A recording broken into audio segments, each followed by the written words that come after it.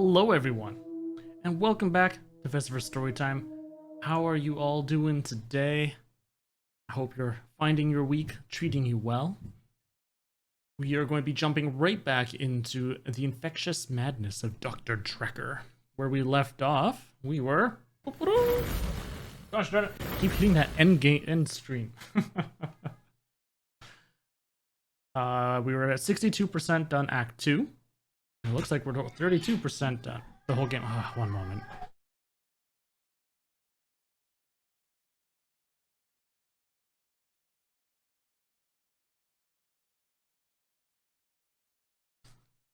Oh, my kids are driving me nuts today. It's one of those days that they're just bouncing off the wall. Unfortunately, with this whole COVID thing, they're kind of stuck inside the house a lot. Can't get as much energy out as they would like to. Went out for a nice walk today, but that only does so much. Anywho, let's go in. At midnight each day. On This is a Valentine's bit of a night, recap. Time as you know it freezes. 20 minutes past 10. Keep up, Doctor. Thinks we're going to smother her in her sleep. I'm a grave digger, Doctor. I was at home, David is my husband. all on my lonesome. Stabbed him with a steak knife. Nothing changes. I'm a qualified angel of death. When I'm dancing, You get this day over and over. Hilda, I black I out, don't think she's got long. And Laurie just, naked on the beach. Hannah. Is that it for today? All right. So we had just finished doing Elin yesterday, or Ellen? Ellen? Don't remember. We still have important stuff to figure out about Claire, important stuff about Bryce, and then we have some base stuff to do about these others. I have no clue who the heck Lacey and Jasmine are, so we're going to have to find out about that. Let's start off with Claire. I like to start off with a nice hello. It's the anniversary of my parents' death today. I went to the lake house. I always go to the lake house anyway, but it's also where they died. Hello, Cheese. Welcome. Sorry, you came in right as I was taking a sip of my beer here. Out of all the characters, I hate Claire the most. Not because of the character itself, but because all the information she gives is so freaking small. Like, very short, abrupt sentences that you have to, like, pick apart to get anything. Like, how did your parents They die? died of carbon monoxide poisoning. Oh, did they kill themselves then? I was staying at a friend's house. Oh. Otherwise, I would have died too. Oh.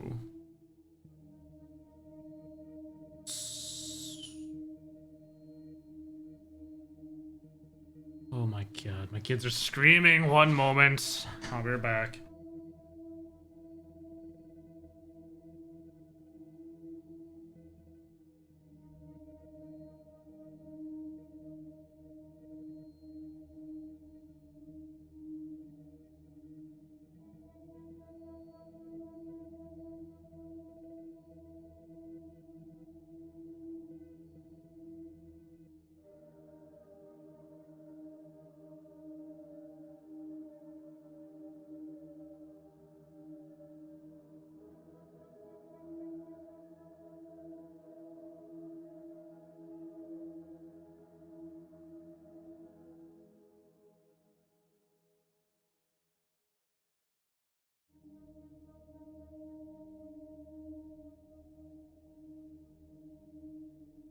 My apologies about that. Alright, let's continue on. What was that last question? How did your parents die? Carbon monoxide poison, no problem.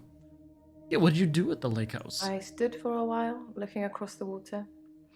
It's peaceful there. It's the place that makes me feel the most. There was a girl there, by the lake, only about 9 or 10. She was fishing, if you can call it that, with one of those nets on a stick. I used to do that when I was little. Because there... What was it? By the docks? Or close to the edge of the shore, there were a bunch of little minnows swimming around. So you'd go there scooping scooping around with the net or so on. Look at them in the net because they couldn't get away, and then you let them back out into the water. They swim away quickly, and yeah, some good times. Did you speak to the girl? I don't know why I talked to her. She You looked did? sad. I don't usually talk to children, but she seemed different, special. I'm allowed to talk to her, aren't I, Doctor? I mean, I guess. Sure, you can talk to the girl. It's probably herself. She's Good. delusional. It felt nice. I felt like I was being nice. I felt human. So I can find her and talk to her again, Doctor. No.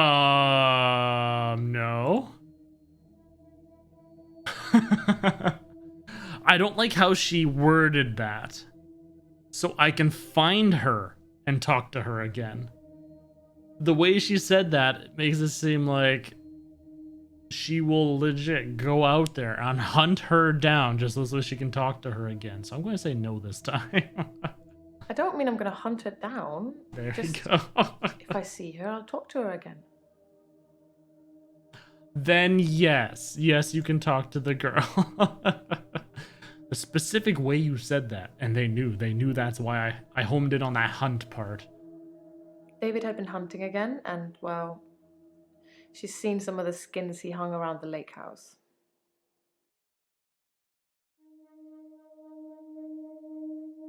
What skins did the girl see? Were any humanoid? Animal skins.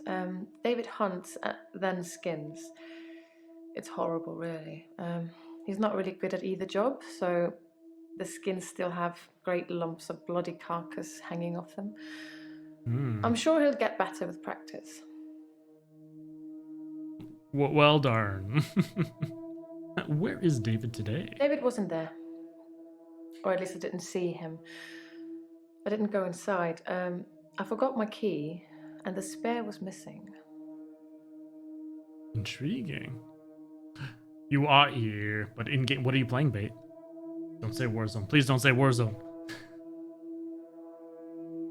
Oh, I knew it! Ah! But I mean, hey, I can't blame you. If it's a game that you want to play with multiplayer with others and they're into it. Playing multiplayer, yeah, okay. Yeah, that's what it is. Oh, are you doing like multiplayer campaign? Because I think, what was it? Bishop was working through campaign before? Yes. And what are you doing on Valentine's The Day? day Dr. Dekker was killed, I had a session with him in the morning at my usual time, 11 o'clock. That was the last time I saw him. Okay then. What did you talk to Dekker about in your Dr. last Dekker session? made me an offer that I couldn't refuse. What was I'll it? be taking it to the grave with me, though. As did he. As did he. Well, shucks. So that is... Oh, I love their drop down here, so this way I don't have to sit there guessing over and over, using hints over and over. I can get a large portion of information out, and if I want a little bit more information, excuse me, I can do more. What were you doing on Valentine's night? Day night, I was at the lake house, watching David, like I always do. Why were you watching He David? has trouble with his mental faculties and is getting worse. Yes. I watch him and make sure nothing bad happens.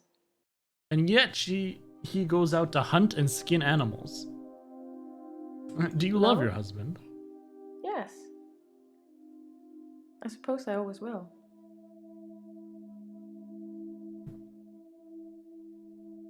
Is your husband real? Sorry. Okay. How did you meet David? Met isn't the right word. David has always been there, in the shadows, on the periphery. I move in very exclusive circles. You tend to see the same faces. Yes, because she's supposed to be high-class society. What kind of exclusive I circles? don't move in any circles anymore. Those people were my parents' friends, not mine. When did your parents It was die? 12 years ago. I was still very young. Too young to be an orphan, anyway. I had to toughen up quickly. How did the girl seem special? I don't know. I suppose she just reminded me of me. I spent a lot of time alone as a child. She said she was trying to catch some strange creatures that she's seen in the water. Oh, gosh darn it. Let me guess, it's a... Shoot, what were those things called? The fish folk of Cthulhu. The Dunwich Horror. Ah, they had a specific name, I think. I can't remember, though. What strange creature? I don't know. Minnows, probably. Everything's strange when you're a child. Like I said, I tried catching minnows with a net. Just like her. What else could we ask her about? Let's take a quick... Whoops, When did It was your 12 years parents ago. die? I was still very young. Too young to be an orphan, anyway. Let's see. Orphan. I don't have an answer for No. you. Darn, so close. Which friend? Oh. I don't remember my friend's name. She was a girl from my school. Vicky? Charlotte? It's not really important. I agree, it's not really important. Parents, friends? I'm happy to discuss all of these things, just one at a time. Ooh, interesting. Parents. Are you bored? Do you want me... Friends? Do you think I killed my parents?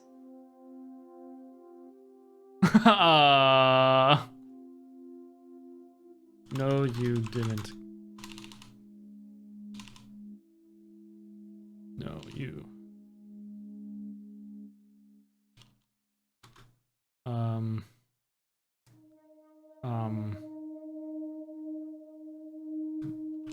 your parent.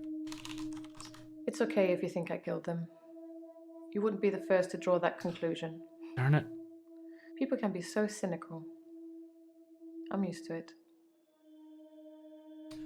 Okay, that was one of the warnings that I was reading about the game. The devs put out a little video saying, well, try not to do contractions like that where you say, no, I didn't, because it's not, no, I do not. And it gets confused between the no and the do or yes part of it. So that it thinks that you do mean the yes, because that's the last thing that would, but I couldn't think of a way to say, no, I don't think you killed your parents. No, you didn't kill your parents. No, you did not kill. No, kill parents. How would you word that? Saying, just say no, but to keep it on that conversation, like mirroring some of the words. I guess maybe next time I'll try just no. No. But you see, it gets confused because you did not kill your parents, because now it has two positives, you did, versus one negative. I don't know, it's confusing. That's okay. We'll try just doing no next. Wonder if the key, oh right, spare key. I'm sure I had a spare key for the lake house, but I can't find it anywhere. I don't really need one if David is around. And that's the thing, your parents were and not killed by, yeah, it depends. I don't know if it's like a 50-50 chance of picking one of those. Like, it gets confused. See, it's hard talking without contradictions, like, or sorry, contractions like that, right? For specific things like that, it's like, ooh. So I think you're right, Cheese, with your original of just say no. Do you think you killed my parents? No. That's probably the only way you can do that one. Safely, anyways. Why does she need to toughen up? I was a young woman in possession of an enormous fortune. True. Lots of people, lots of men, saw that as an opportunity. I agree. Men. Some tried to seduce me, some thought I wanted a new daddy, Most of them were the same age as my parents. Oh, jeez. And yet I'm the one here talking to you. Oh, dear. Where did the girl come from? She lives on the other side of the lake. She must be new. I haven't seen her there before.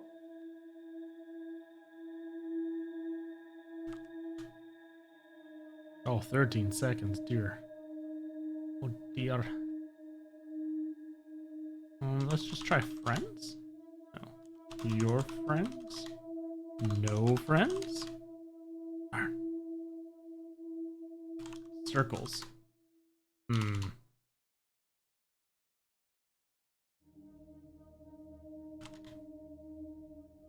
Goes to parents. Yes, I loved my parents very much. They were very good parents. It was hard letting them go.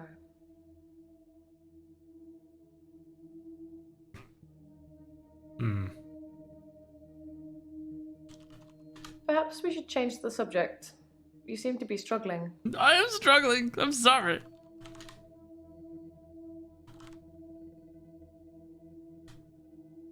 Carbon monoxide poisoning? I'm not sure. It was a faulty boiler, I think. I guess, yeah, there's no really point. And that is why they say to always have carbon monoxide detectors. In fact, and test them monthly. All your smoke alarms, carbon monoxide alarms, pretty much any alarm you have, make sure you test it monthly. Be sure that it still works. Why, hello there, Duke. Welcome. How are you doing today?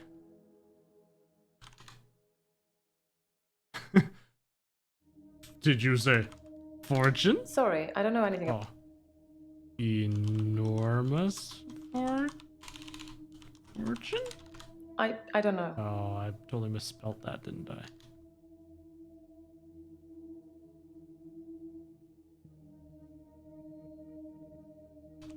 What do you mean about fortune? I don't know anything about that. Perhaps you should be taking more notes. Misfortune? What do you mean by enormous fortune? Yes, money. Everybody wants it, but what use is it really? Look at me. Am I happy?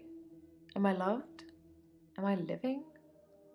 I mean, should be living. There's still more? Goodness. How is V?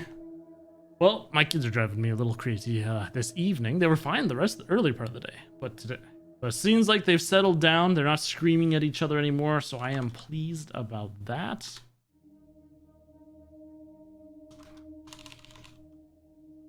Dekker, mood, and last session. How was Dekker's mood and last session? Dr. Dekker was more animated that day. Excited even. He talked a lot. Oh, and cheese. I meant to ask you. I noticed that you picked up that huge game bundle. Beautiful, beautiful costs on that. What games were you looking forward to playing the most in that? I didn't pick it up just because I've played, I think, pretty much everything in there. There might have been a couple games that I haven't. I'm a bit about, but like that whole Legacy of Kain series, ooh, that was good stuff. How long have you known David? I've known David forever. It seems like he's always been in my life, one way or another. He was a family friend. It's different now, of course, to when I first met him. I felt like he was protecting me then, watching over me. Nothing could hurt me when he was there. So then how old is David?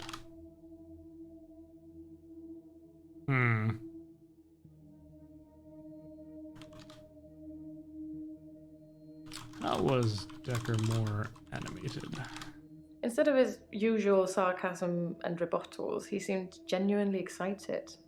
Presumably, he had a date. Ooh. All right, we're on to Bryce. Mr. Gravedigger himself. Oh, right. Hello. There's something I want to tell you about. Something else that's wrong with me. Oh. I just said hello. I think I've been getting a bit out of control in my hour. Oh, no. How? Oh. Nope. Out of control? When I first got the hour, I was shocked, obviously. It took me a while to work out that everyone was frozen and only I could move. Because I live on my own. That's What fair. would you do, Doctor, if you had an hour where everyone was frozen? Go to a fairground?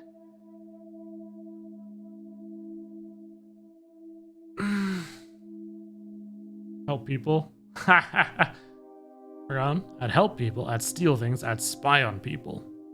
Now here's the thing: a fairground, everything's frozen. What fun would a fairground be? You'd help people. How would you help them? Spy on people? They're all standing still. What would you do? Honestly, I think the thing that most people would do, if you had an hour where everything was frozen, probably steal things. It'd be easy, quickly run over, go yoink, grab some stuff, and away you go. Yes, I would steal too. And I have stolen. I ran out of milk, so I thought I'd go to the local all-night shop and get some more. I was absolutely intending to pay, but when I got there, everyone was frozen. I thought about leaving money on the counter, but that seemed weird. The cashier would wake and suddenly this money would have appeared from nowhere. But I've stolen bigger things. Oh. Bigger things? From stealing milk, I moved on to petrol. From petrol, well, all those supermarkets have all kinds of electricals, so I've stolen quite a lot of that. I'm not proud. I think I've been doing it because I can. To prove to myself either way, my extra No, hour this is the extra hour actually guy. real. Nathan's the looper. This guy right here, he's the looper.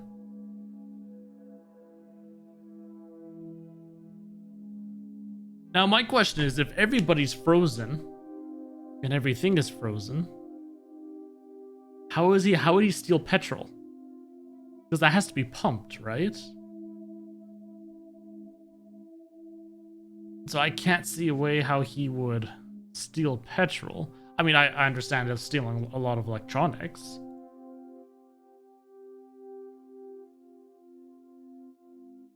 Oh, interesting. So I could pick all of them that spy on people. Well, that makes me feel a little better. There's a young mother, divorced, who lives opposite me. Jessica. She's friendly and says hello to me, smiles. I've always wondered what she looks like naked. So 1 hour, I broke into her house.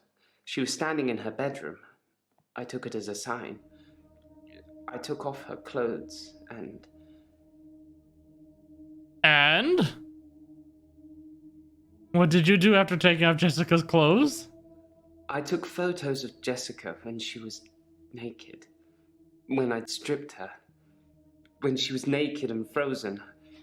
I didn't want to have to do it again, to strip her again. So I took pictures to remind myself what she looked like. That's wrong, isn't it, Doctor? Yes.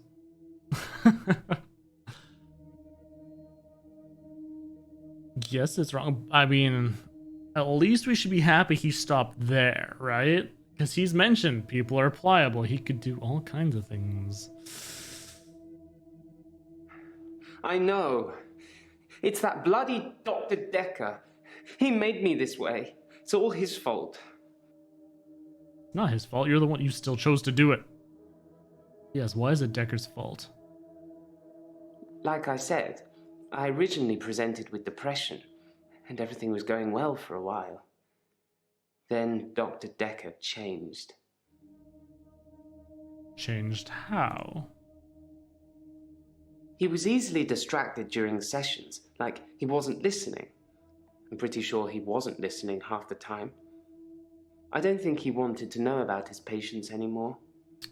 That's not very But when nice. he did give you advice, Why you gotta keep me hanging? What advice did he give you? he told me to use my imagination, to make something up, to think something crazy, and it would become real. Oh He no. told me to think of a way to get more time. So I did. But he pushed me. He made me think it. So it sounds like Dr. Dekker, really took to the Alderby footage here. Where Alderby was talking about how you can concentrate, remind, and make it as if. But he was like, okay, I'm going to count down from 10, and everything's going to float. It's like 3, 2, 1. Now we didn't float, but where's your glass? And then shattered. So Dekker's like, and he's probably, so I wonder what he got all these people to do. I'd help people. I did think, what good could I do, other than catch up with work? I did see a woman who was having her purse snatched, so I gave her purse back, and the crook, I placed him on a bus a few blocks away. I have no idea where it was going. She'd never really be able to thank me, so I took another picture. It sounds like he stripped her and took a picture as well. God damn it. This guy. Go to a fairground. Ha! That was just an example, Doctor. I'm sure you can come up with more exciting things to do than that. Well, tell me more about Dekker. I dug the grave for Dr. Dekker. I helped carry his coffin to the burial site. Do you know what? It didn't weigh enough to have a body in it. Why do you think that is? What? What? Dekker's coffin empty? No, the coffin wasn't empty. There was something in it. A decoy, I'd imagine.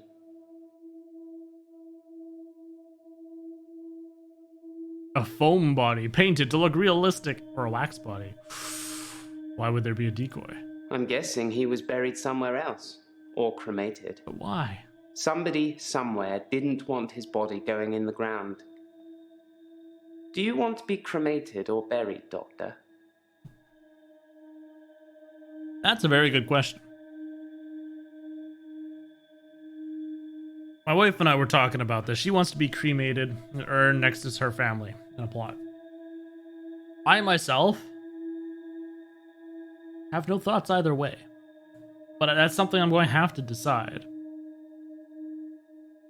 Because honestly, I'm of the mind that is like, I don't care, do whatever you want. I'm dead, it doesn't matter. You can bury me, burn me up, whatever. So then it comes down to, I guess I should look into what's the more cost efficient. Donate your body for science.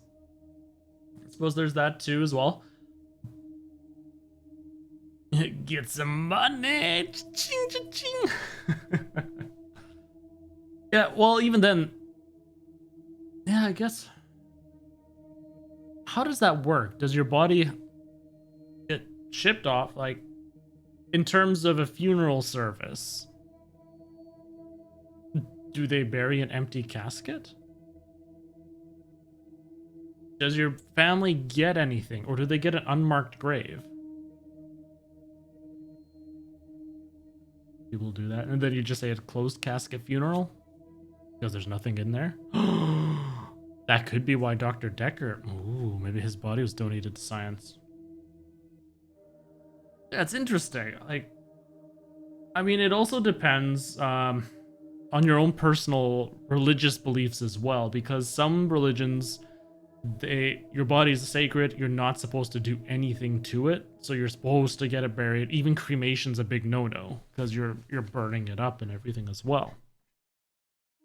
And then, of course, there's others where you're supposed to, you know, like of old, where you go up in giant bonfires.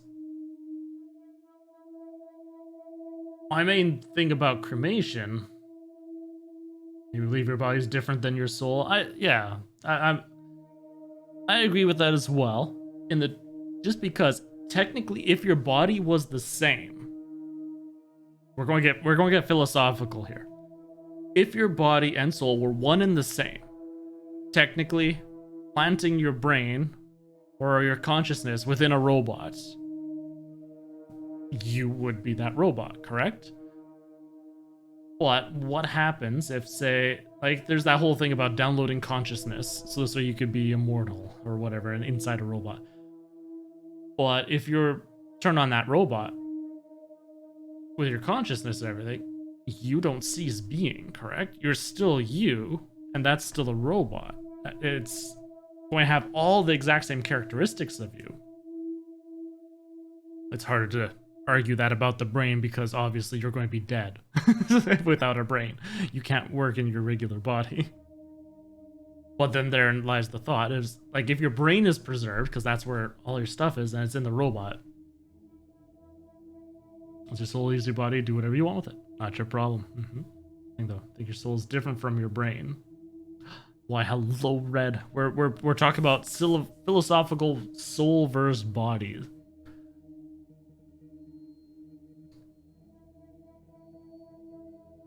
Different from your brain. So, at that point, when would your soul leave your body? Jeez. Restoring memories won't restore your soul.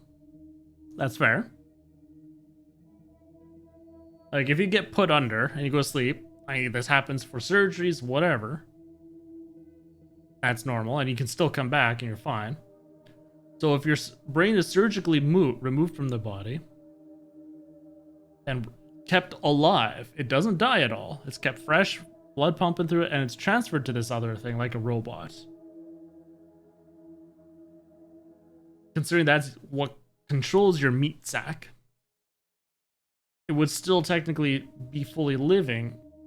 So would your soul transfer over with the brain, or would your soul still remain in the body? Or would it, because they've been separated, even though both are technically still alive, would the soul go somewhere else? Like, let's say, for example, they put your body on a ventilation thing to keep lungs going, and they have the blood still circulating. So the body's still alive, because they have, what was it, brain transplants?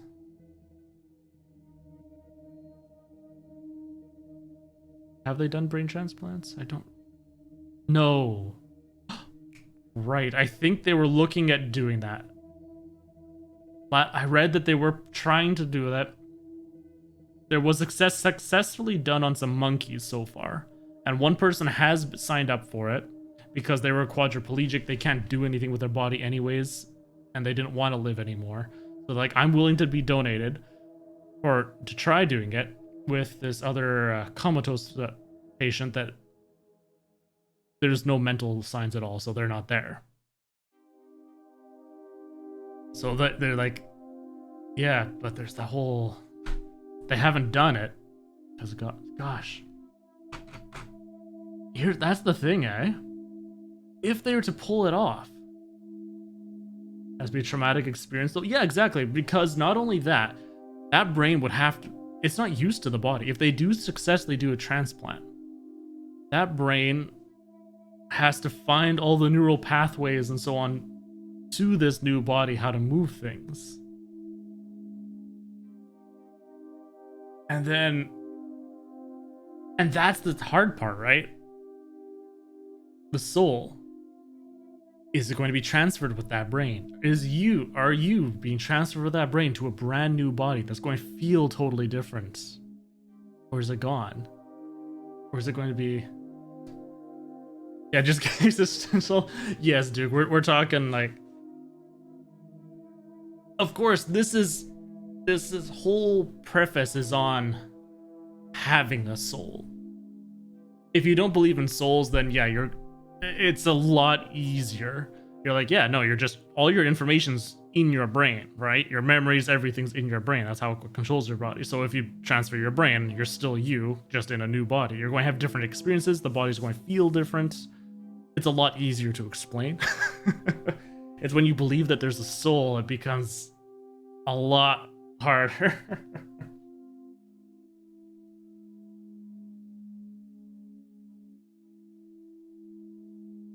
Just ask Q about souls. Yeah. We'll leave Q out of this.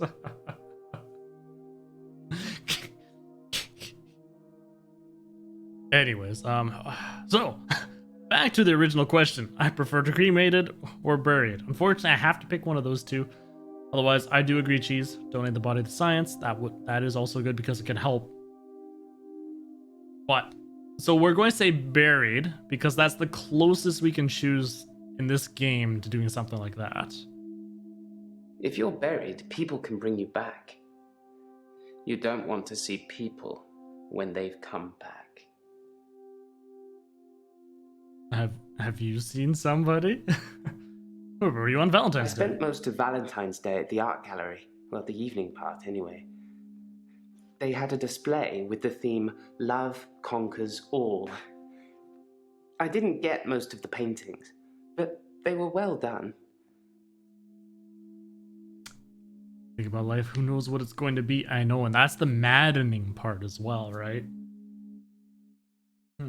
Excuse me. Being cremated, you can't be sure the ashes is yours. Actually, oh gosh, lots of burps. Sorry. Excuse me. You can actually be 100% sure that you will have other people's ashes mixed in with your own, because they can never get it fully cleaned properly of all the ashes gone, because they're not going to be doing like a big heavy pressure washing after every single body. It's just not feasible. It's a huge waste of time and resources. They're going to try to get as much as possible, but yeah, that's, I've read about that, where you are getting ashes of other people mixed in there as well. So it's not going to be 100% your ashes. Yes. You seem preoccupied. Sometimes I see a girl standing behind you. I don't know who it is.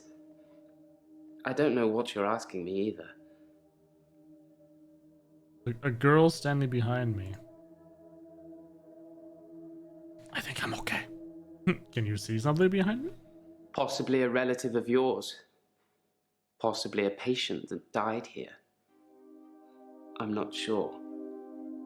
She doesn't normally say anything. Normally, which means sometimes she does.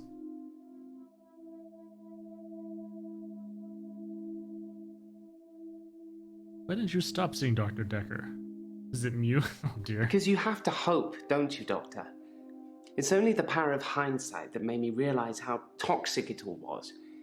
And after a point, you go too far to be able to come back anyway.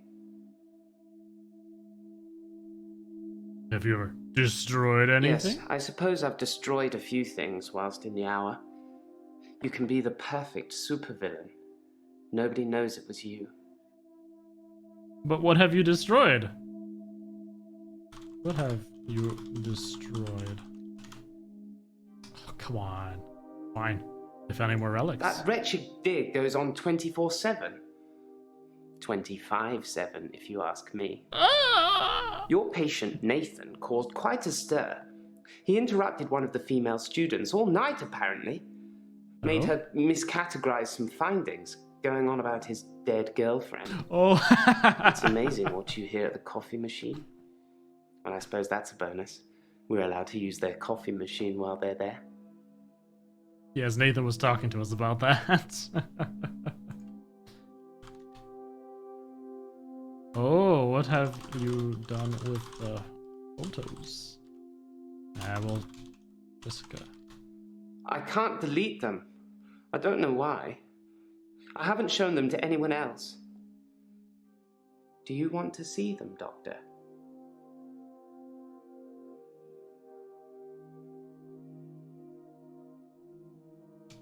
Yes, I want to see them.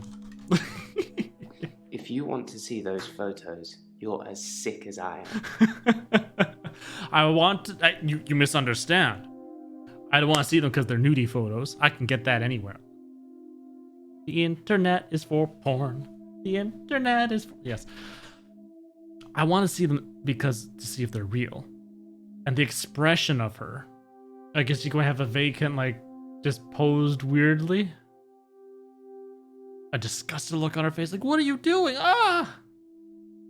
Is the hour real? You can tell a lot from the photo. Have you seen people come back from the dead? When you work in a graveyard, you see a lot of strange things. I'm not sure if they're real, or whether I think they're real, or which is worse. It's quickly becoming that he seems to... It's coming out that he has more problems than just this extra hour. He's talking about now suddenly seeing dead people. Things you see in the graveyard. Well, you see a lot of things. For one, apparently they're lovely places that people love to take photos in. Which I always find weird.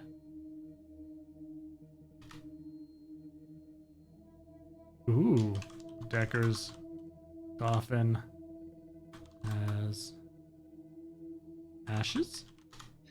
I'm a bit of a professional at this grave-filling business, Doctor. I know a decoy coffin when I handle one. Well, obviously you know more about coffins than I do.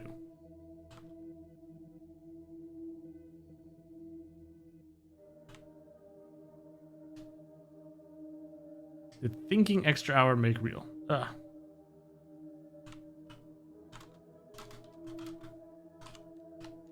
Thinking I had an extra hour at the end of each day did become real for me, Doctor. Maybe Dekker was a genie, and he could grant wishes. Maybe he wished himself dead. I don't know. Why would Dekker wish himself dead? Sadness. Imagine working in a graveyard. To be honest, working in the graveyard wouldn't be the tough part. Being an embalmer. I have a friend that actually works as one. And yes. No. Like, cause that, being the embalmer, you've gotta do all the stuff to the body. Get it prepped. And yeah. I don't think they're the ones who do the autopsies, though. If the autopsy's needed. They get it after it's been autopsied. Not 100% on that, though.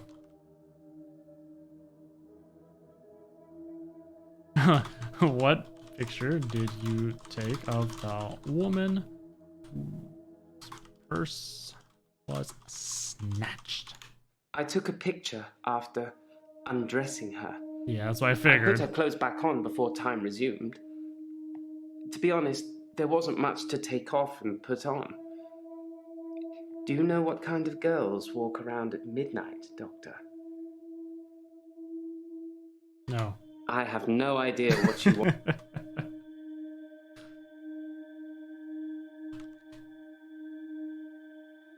Why do you think Dekker didn't want to know about his patients anymore? Therapists are supposed to help you. For whatever reason, Dr. Dekker had given up the desire to cure my mind, and instead wanted to make me more unstable. Took a picture of a prostitute, that's what it sounds like. Could have paid her to stand still for a picture. But then you're spending money. When you've got that extra hour, she's stuck. He just thought of it as a reward for saving the purse for her. Because that thief was trying to take that purse and he stopped it. So his just reward was taking a nudie photo.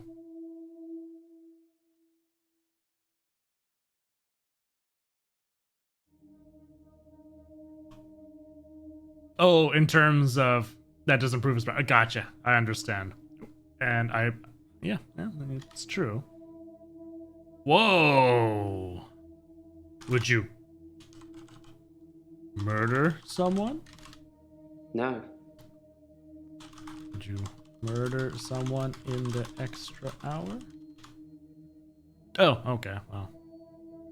When I first got the hour, Mm-mm.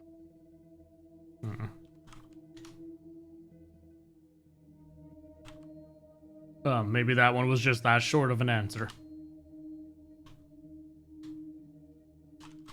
What strange things have you seen? You're laughing at me, aren't you? I said I wasn't sure if they were real. Ah, gosh darn it. No, not laughing. Not something I know about. Okay. Because I was going to say, no, I'm not laughing.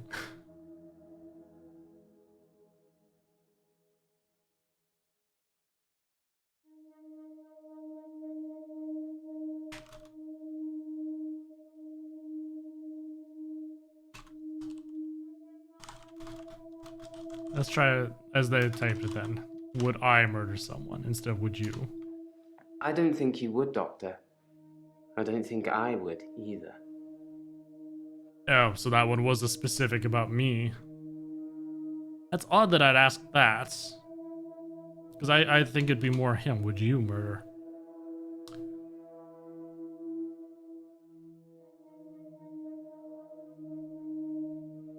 Live on your own? I live on my own. Occasionally I visit my father.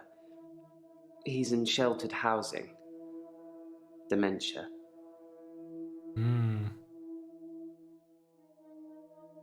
I think we're nearing the end for him. I think there should only be about maybe one more thing.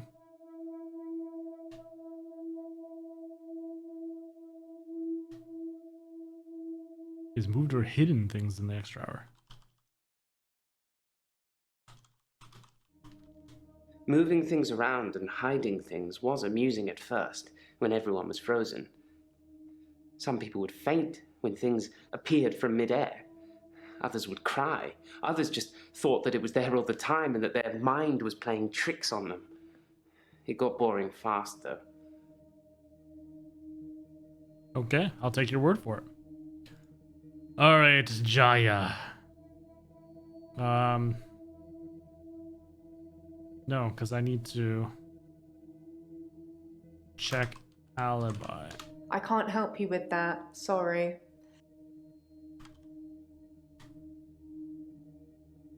Oh. Reaching patient confidentiality. Yes. Oh, don't be such a... It's just between us two. Well, fine. That was short. Now we gotta wait another 2 seconds.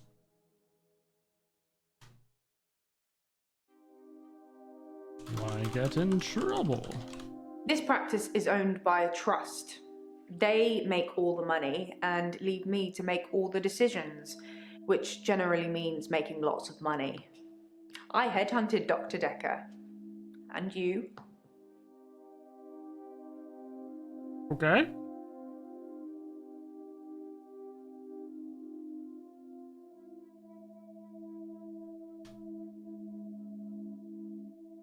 What? Why would Alderby test Dekker? Test is the wrong word. More like gently guide. Professor Alderby had a lot of good advice to offer the young psychiatrists. He really helps them focus on where the problems are. You're not spending enough time thinking and praising Cthulhu. We need you to get more on that.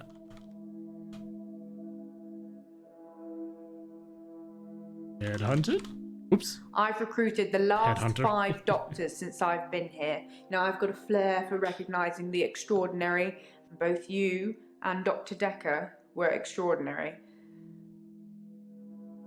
Okay, she headhunted the last 5. She's pretty young. And usually psychiatrists stay in their profession for quite a long time. So why has she gone through 5 already. I mean, obviously one was just murdered. What happened to the other 4? I don't know about that, Doctor.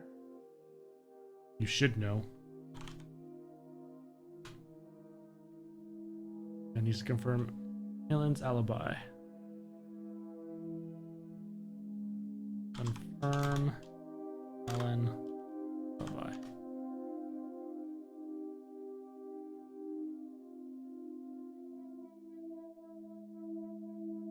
Oh goodness. Fine. What was in my notes? Maybe, taxi company.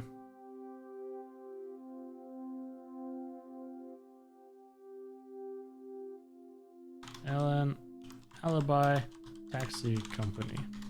One step ahead of you, boss. Elin was picked up from the pier just after 11 p.m. There is no way she could have got from there to here in an hour. That's fair. Ooh. Dekker and I. Extraordinary? Both Cambridge graduates, both top of the class, both pliable, obedient slaves to my every whim. Yeah, that last one's more of a hope than a must-have attribute.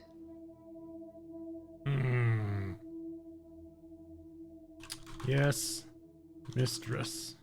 I'm not trying to hide anything, just don't know. Alright, now, for the 2 new people here. Jasmine and Lacey. Okay, we're not going just, who are you? Hello. I'm Jasmine. I don't come in that often. What happened to Dr. Dekker? He was murdered.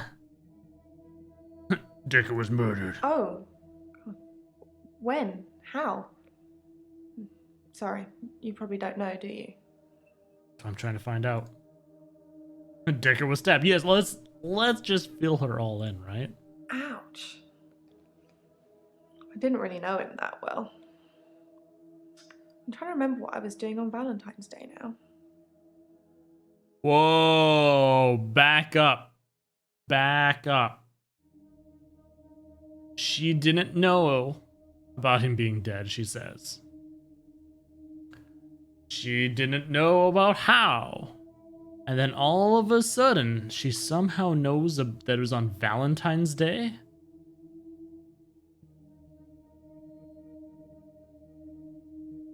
Yeah, what were you doing on Valentine's Day? We had a display in the gallery based on Love Conquers All, so I had to work. Mainly it was a collection of giant hearts sat on things, but I ran into another patient, Bryce. I'd never really spoken with him before, but he's quite an art critic. I couldn't get rid of him until I finished work at 11. There's actually another guy who takes over on the night shift. I'm not sure if he kept talking to Bryce though. Providence is open 24 hours. That's like completely contradictory.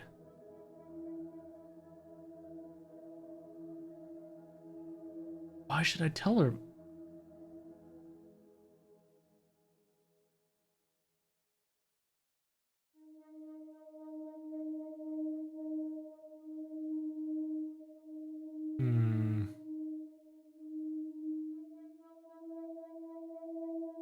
Tell me about Bryce.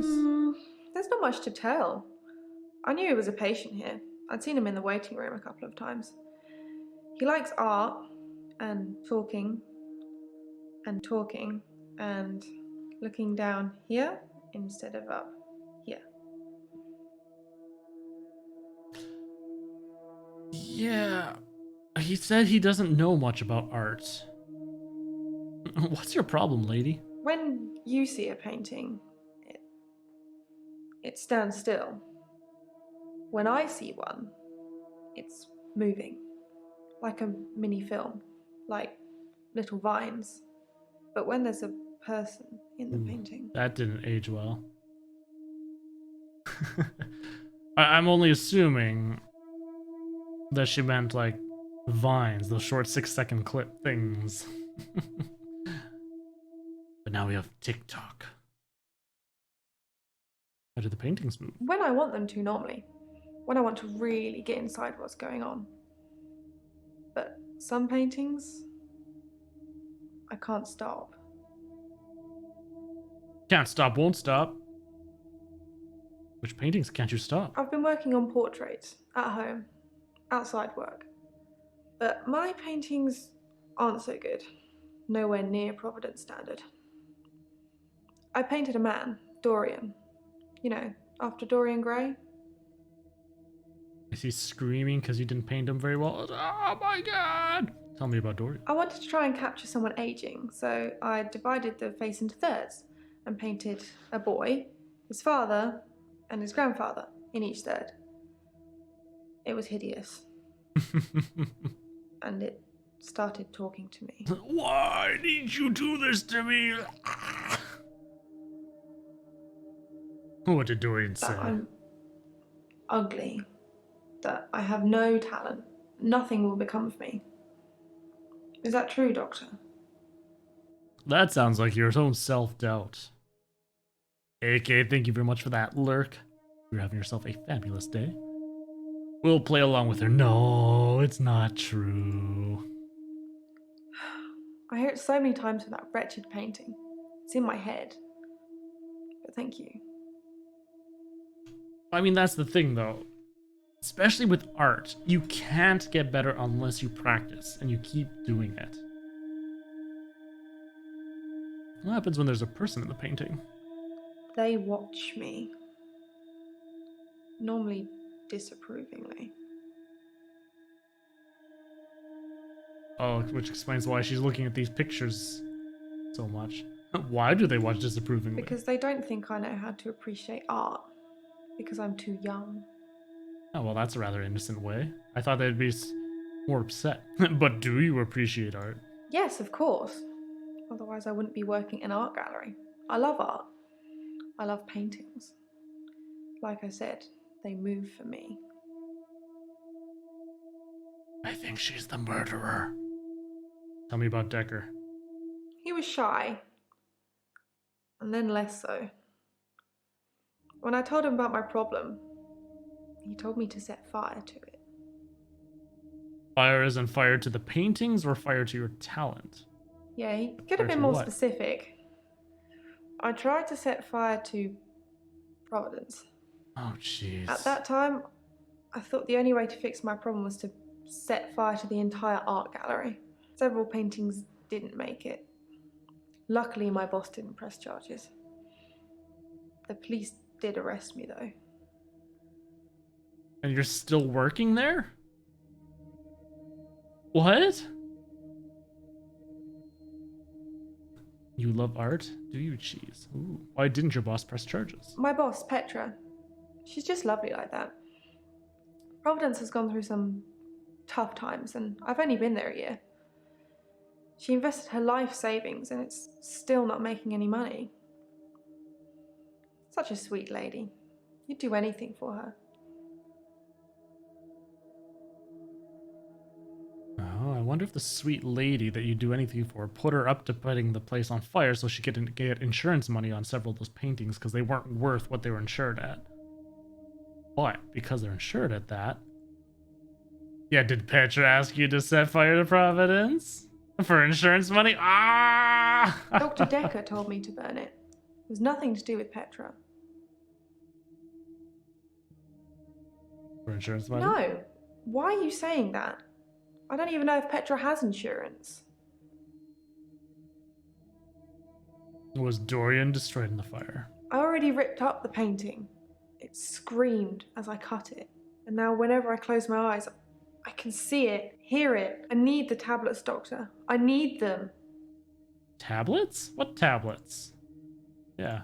The temazepam, the sleeping tablets. The ones you gave me last time. I didn't give you anything. Yeah.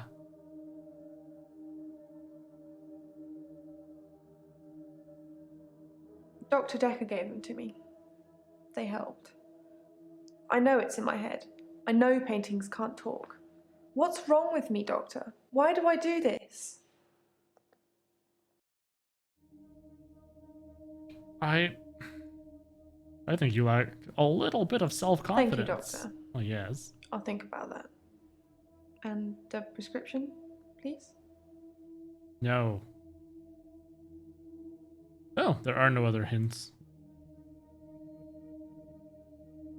Right. Yeah, at first I thought Claire, murder happy Claire was going to be it, but Jasmine here. Okay, so who's this Lacey? Hello. I'm Lacey Hendricks.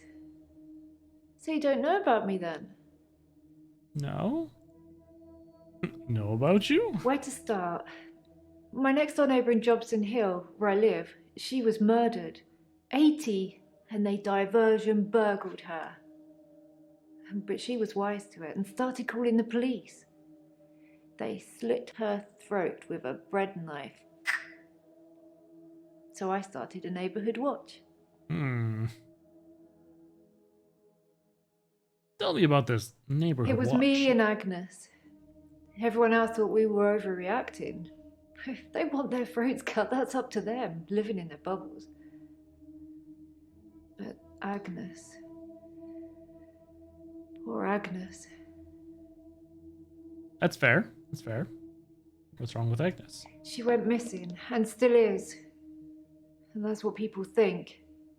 But it's not the truth.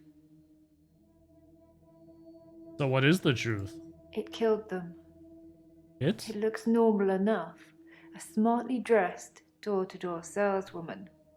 I know because I heard my other neighbours shout at her. No Jehovah's! They think anyone knocking is a Jehovah. But she said she was selling double glazing. Wait, double glazing. That sounds familiar. We talked about double glazing at some point. Like double glazing. No, I didn't answer the door. Best not to nowadays. But I watched her go to Agnes's. Poor Agnes. She let her right into her house. It's true. It sucks. It used to be you looked forward to telephone calls, and whenever somebody knocked on the door, it was usually because there's someone come to see you. Occasionally the traveling salesperson, whatever. But nowadays, if you get a phone call, it's usually a telemarketer. You get knocks on the doors, it's just traveling salespeople. Or people scammers as well. Like, yeah, let me into your home so I can go look at stuff. Yes, yes. Goodness. What happened after Agnes let the woman into her house? I could only see the silhouette. It turned from a person into it looked like, I guess you'd call it a Medusa. Snakes for her face. That's And not Agnes Medusa. just fell to the floor. It's Medusa snakes for hair. Minutes later, the woman left, smiling like the cat that got the cream. That was the end of Agnes. I mean, kid, she dropped to the floor, so she should still be there. Do you have proof Agnes is dead? I saw it with my own eyes. What more proof do I need? Did you see the You're body? starting to sound like Dr. Dekker. He didn't believe me either. Then why are you here?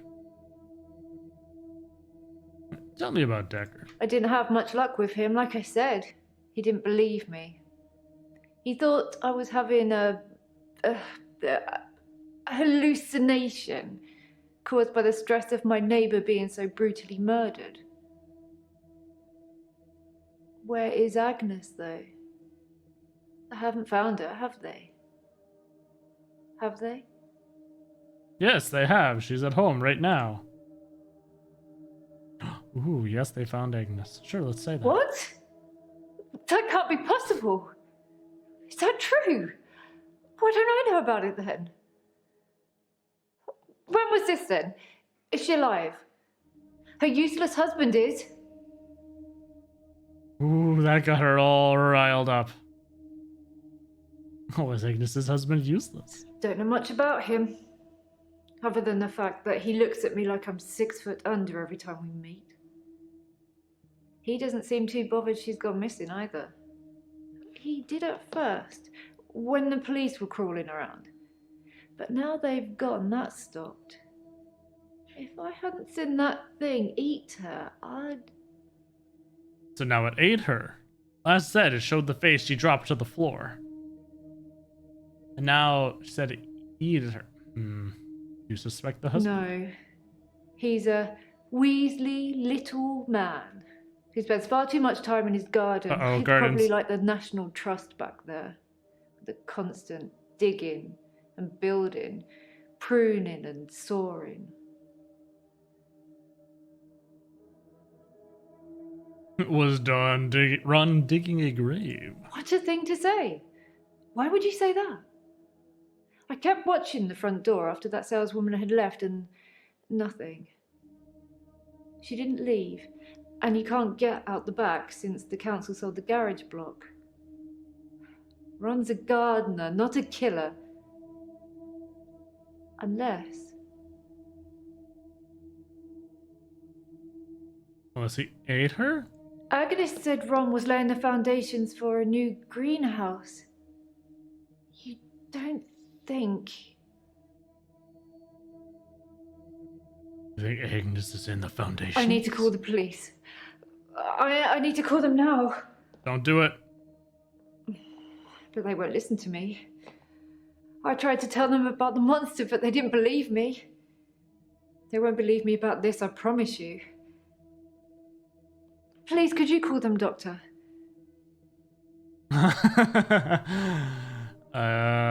No. I'll get someone else to do it. I suppose I shouldn't agree, really she's- expect any help from you. Dr. Dekker used to call me the Leech Lady. Leech Lady? Why do you call you Leech Lady? He said that I leech thoughts from people, suck 'em right out of their heads. And I can put thoughts in there too. I'm not that clever though, am I, Doctor? I mean, it's not as if I was having an affair with Ron and Agnes was in the way and needed to disappear. So I made this story up. I mean, what do you think I do for a living anyway?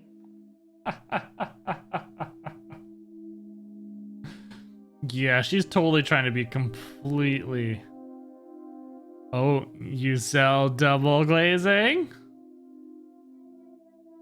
Doctor, you're so good. We're going to get on just fine. She's talking about herself.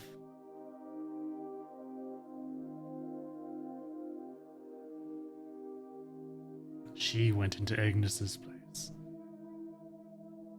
You're doing on I was at Valentine's Henley night. Church. They had a service that ran right up till midnight.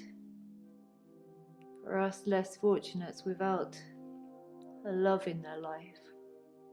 Well, now. Do you have someone, Doctor? Do you have a love in your life?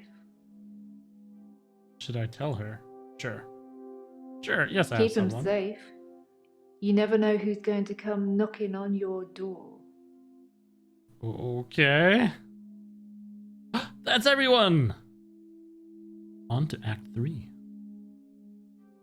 Are we going to have another loop day? Are you sure? Yes.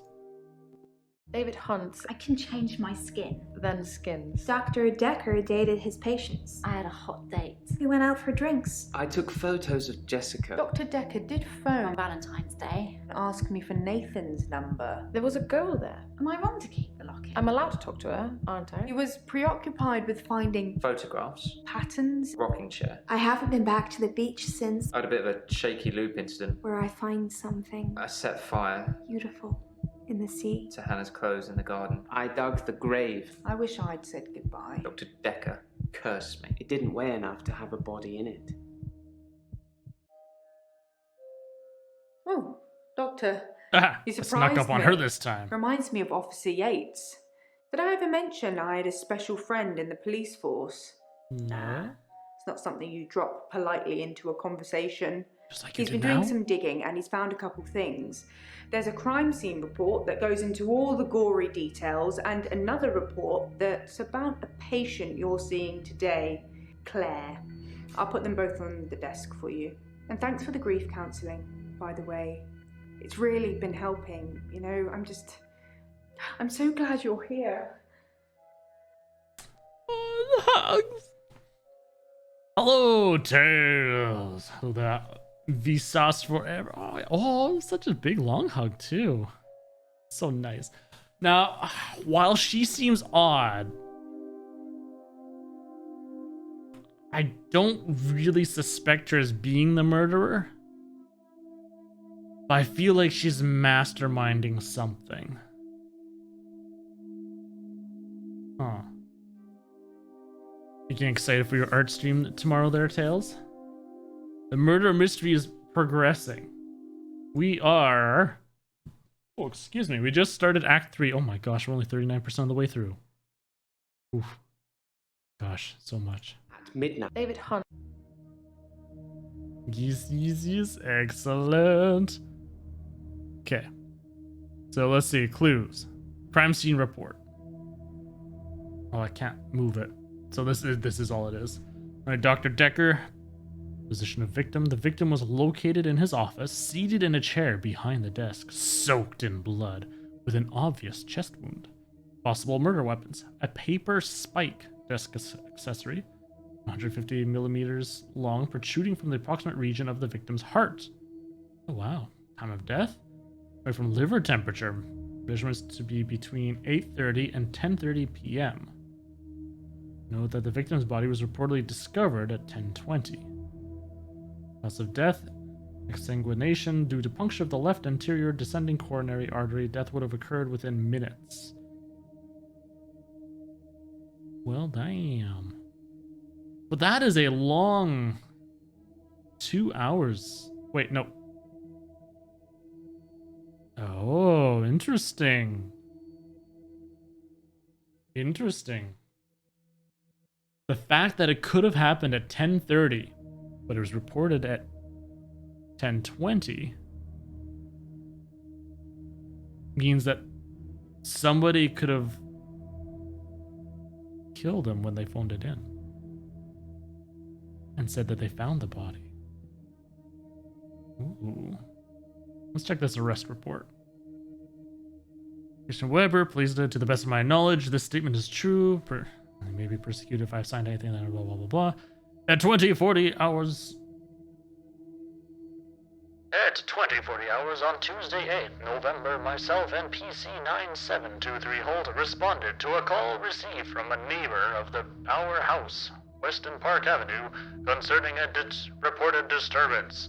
We arrived at the address and knocked on the front door, but there was no reply. We then examined the rear of the property and gained entry through insecure patio doors.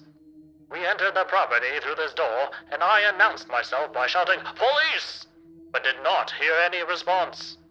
We searched the premises. Upon entering the dining room, I saw a female seated next to a man who was lying on the ground. The man did not appear to be conscious. Both persons were drenched in blood, and there was a substantial amount of blood on the carpet, walls, and furniture. I noted what appeared to be a steak knife on the floor, which was also covered in blood. At this point, I asked the woman to put her hands on her head, which she did. E.C. Holt secured the female while I checked the man for signs of life, but found none. I asked the woman her name, and she identified herself to me as Claire Castleford. I asked if she knew the dead man, and she said he was her husband, David Castleford. I asked what happened, and she said that she had killed him. Following a search by PC Holt which revealed no other persons present at the house, I said to Castleford at 20:52 hours, "You are under arrest on suspicion of murder." I then cautioned her, and placed her in the back of the police car for transportation to Weston Park Police Station, where I relaxed the circumstances of the arrest to PC 2354 Hill, who authorized her. Well darn. So see, I was wondering about that whole David thing. It seemed a little off. So yes, of the notes, it says she's killed David. I've underlined things to ask her about. Yeah, that's a bunch of things. Wonder if Bryce buried David. What happened with Ben? Ask Patience about the paper spike. Too much to do. Yeah, there's a bunch. Oh no, Professor Warwick. Oh no, he's going to get us to praise Cthulhu while he's here. Well, let's start with Claire. I've been to the lake house regularly, keeping an eye on David.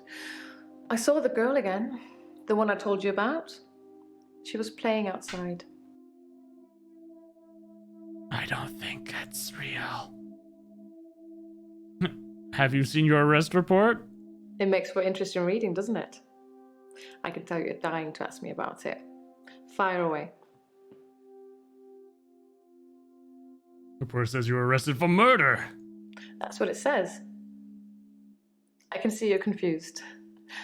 The police say that David is dead, fatally wounded when I stabbed him. The coroner says that David is dead. Everyone says that David is dead. There was even a funeral. But I know he's alive.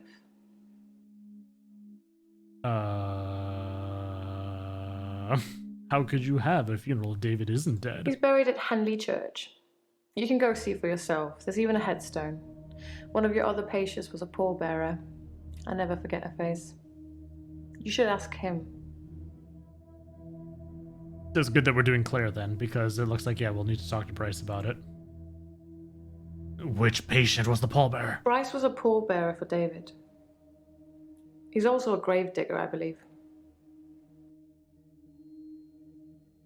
How do you know Bryce? Smuggling a body out of a funeral can be difficult, unless you pay the right people. Oh no. Oh no. Oh no. She's one of those. Oh god, so she's got his body at the lake house. Oh man. Did you intend to fatally wound him? David wanted to have a talk about our relationship. Not something any married person wants to hear. He said he'd been with Iris for about a year and that he loved her. He said he didn't love me anymore. Which I know is a lie. You don't just fall out of love with somebody. I reacted badly. I grabbed the nearest weapon I could find, which happened to be the steak knife, and stabbed him with it.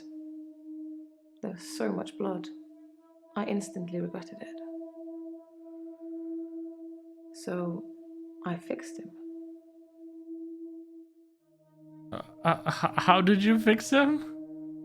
It was about a week later. I brought David back to life. Oh no. Not with voodoo, not with virginal sacrifice. I just willed it to happen, and it did. Dr. Dekker told me it was possible, but only if you're not buried. He says once you're in the ground, there's no coming back. But until then, you have a chance at resurrection. Oh, Dekker, what have you done to these patients? So Bryce is a body smuggler.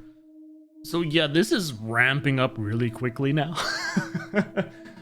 The first act is like, okay, yeah. Second act, start peering a little more at them, like, okay. And now this third act, stuff is hitting the fan. Did you resurrect David? Yes, resurrection. But now that I've seen the results, I don't think there's anything holy about it. I think reanimation is more an accurate term. Like, I'm an evil necromancer raising things from the dead. You see, and that is actually a very good distinction between resurrection and reanimation. A resurrection is a holding of the body. Everything's back to as it were when they were alive. Whereas a reanimation, you're reanimating the dead corpse. So any decomposition, any wounds, all that stuff is still there. What were the results of David's resurrection? I think his brain was already decaying Yeah. during the week that he was dead. Important bits. So when I brought him back to life, I didn't heal him completely. Just gave him life in the state he was in. I mean, he's hunting and killing things and trying to roast them on fires he can only light with matches, but that's about it. He's your basic Neanderthal. So I have a problem. How long until he hunts something that isn't an animal? Problem do you have? I'm being charged with murder because the police don't know he's still alive, and I can't get David to vouch for me for obvious reasons. I think it would raise quite a few more questions than answers, which is why I'm hoping that you'd be able to help me. Help you how? Yeah, how can I help you?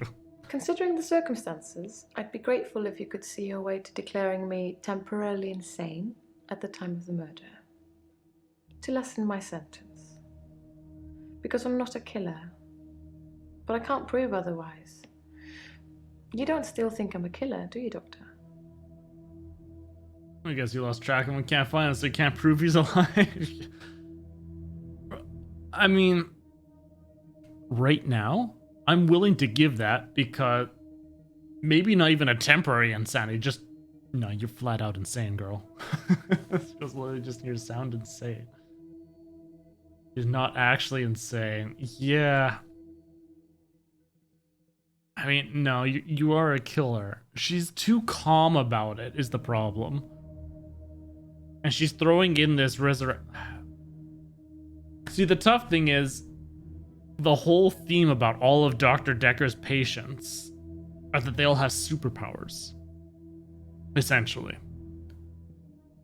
Now, it's up to me, and this is what is actually really interesting about the game, and that's pulling me into it.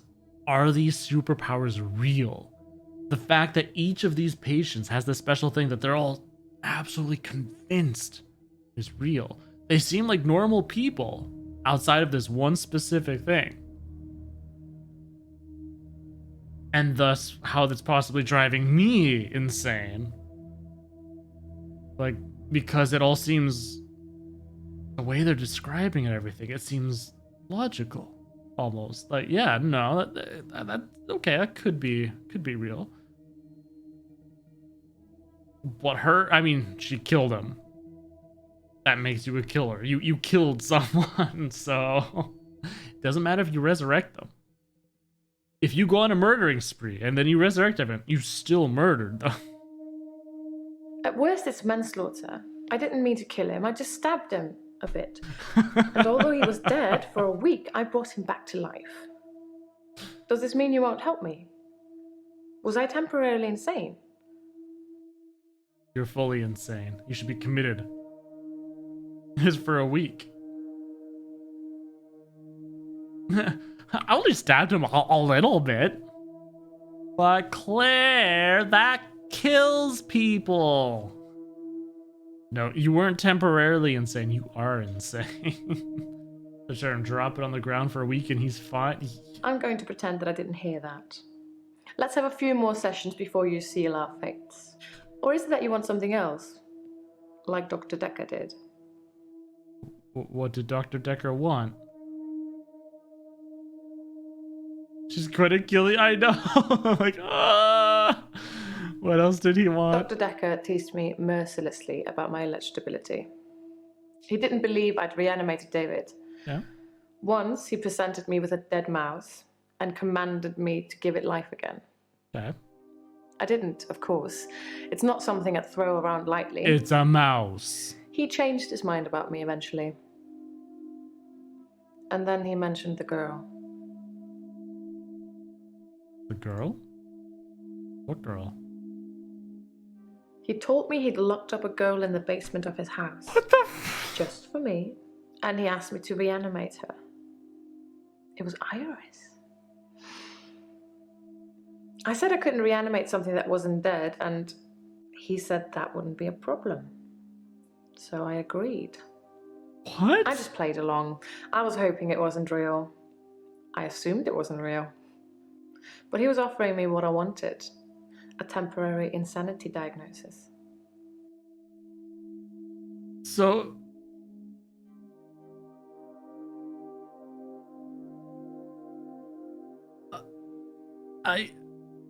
my brain is shattering. So Dekker kidnapped Iris?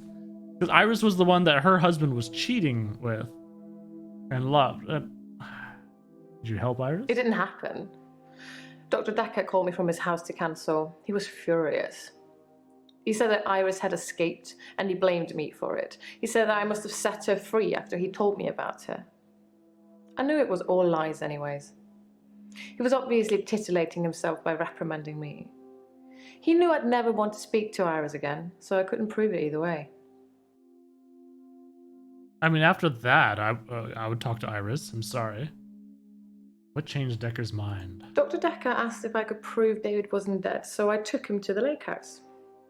He saw that I was telling the truth. I can take you to see him too, if you like.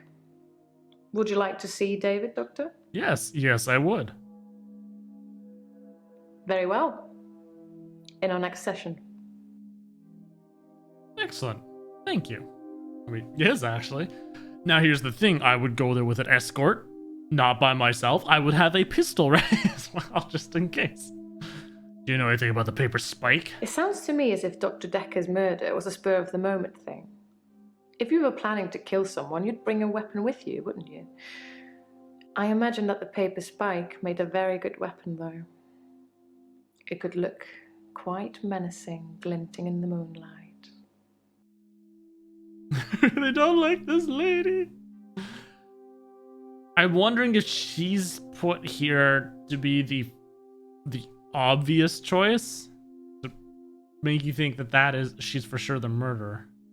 Moonlight, did you say your sessions are in the morning? So quick to jump to conclusion, Doctor. Obviously, I meant sunlight.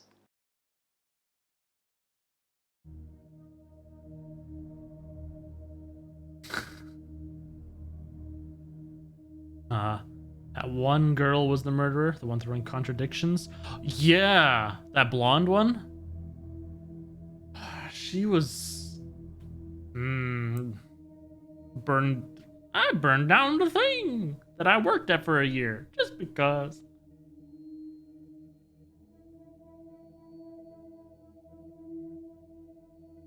Did you speak to the girl at the lake house? I didn't speak to her this time. Something about her made me feel uneasy. I just watched her from the bedroom window.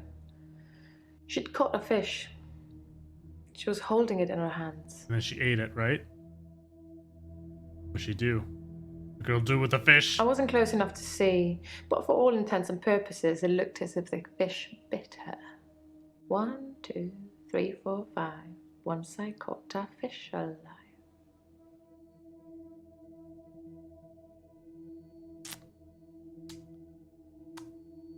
Okay then. Yeah. They did a fabulous job with this game so far. I'm really liking it. It's really making you question so much. As a possible day was brought back to life. You tell me. What could possibly explain that?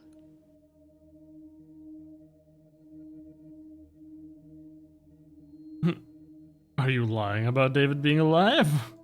If David doesn't exist, then that means that I really did kill him. He really is buried, and I really should be going to prison for a very long time. That just doesn't seem right to me. It's more probable that I reanimated him under Dr. Dekker's guidance. What kind of logic is that? Is it an answer? No, he can't be dead because that's not the best thing for me. What the hell? Is David not human? Since I brought him back, I felt that there was something different about him, something not quite right. I think it's his brain. But how ludicrous that you can bring someone back in the first place. It's like that book, Pet Cemetery. Brought back, Funnily but not enough, right. he does smell of earth, but that's because he spends most of his time out hunting. That was a roundabout way of saying he's dead. I mean, why would he smell of earth, though, if she took the body from the casket before it was buried? The reason why they did that is because they had to bury them in that pet cemetery place, so this way they could be resurrected. Maybe seeing his ghost. I assure you, David is not a ghost. I've touched him. How have you touched him? Oh, okay. You're lying about never seeing Dekker outside your sessions. How astute, Doctor. Yes, I did say I hadn't seen Dr. Dekker outside of our sessions. That wasn't a lie. Our trip to the lake house was made during a session. Okay, we need some hints here. 'Cause there's a lot of stuff that we need to go over. Oh, that's true. Anyone else seen David? Yes, the father and daughter who live opposite will have seen him, I'd imagine, although they won't have talked to him. If anyone approaches him other than me, David would run a mile. The sociable part of his brain must have died in that week too. So why do you have him around? Sounds like a bump on a lump. Can you prove David is alive? I have a picture of him I took after he came back. I'll bring it in next session. Good lord, Act 4 is going to be stupid. So far, just from Claire alone. Act 4, she's supposed to take me to see David. She's supposed to bring in a photo of David. This is just Claire. We still have everyone else to go through.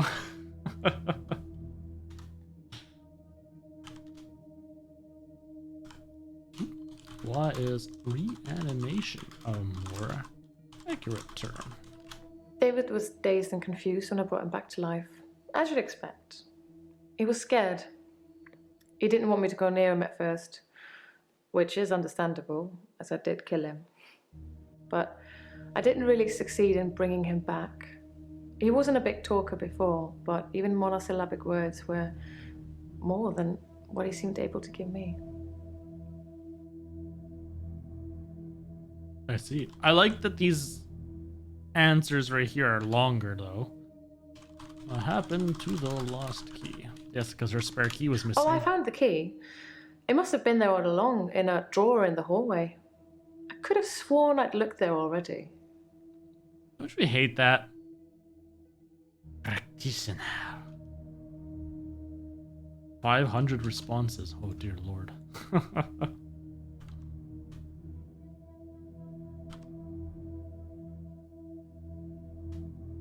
That was 5 seconds.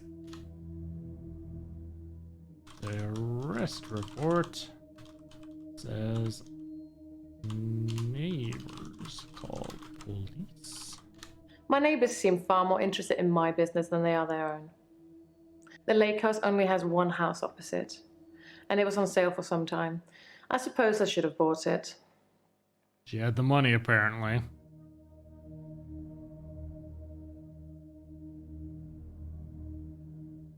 Oh, I found the key. It must have been there all along, in a drawer in the hallway. I could have sworn I'd looked there already. You don't have to analyze everything I say. What else would I ask about that? Oh, no, that's gone. Okay. So apparently this You was don't actually have to legit. analyze everything I say, Doctor.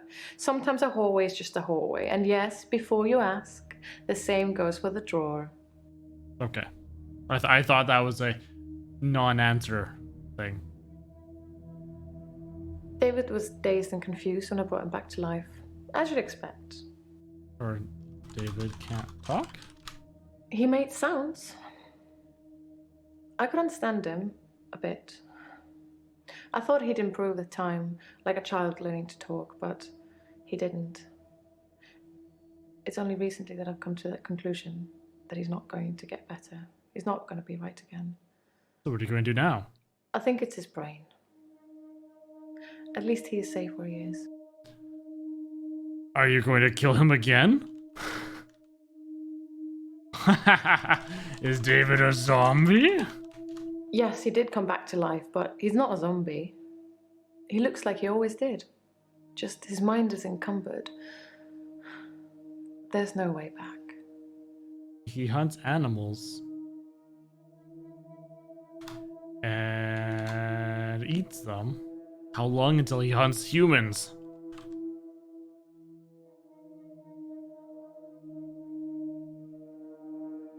Wait, what? Maybe David survived the attack? Perhaps. Perhaps I missed his vital organs. Perhaps by some strange freak of nature, he only appeared dead for a week and needed no food or water. Yeah. Though there was an autopsy, so it's not likely. I think he was definitely dead. Yeah, I mean, the autopsy and everything was pretty conclusive about that. There was blood everywhere. It cut his heart.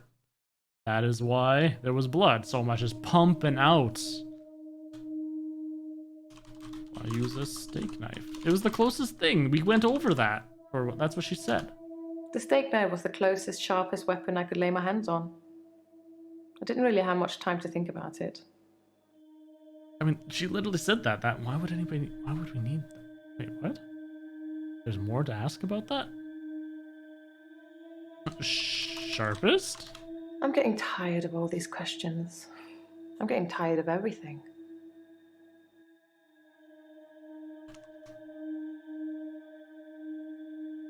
Covered in blood. It's a messy business, stabbing someone. You'd imagine that it would be like slicing into a pie with all the filling just slowly oozing out, but it's so much more dramatic, like popping a cork of a bottle of champagne. Blood sprayed everywhere. Well, yes, you hit the, what did it say? The femoral artery?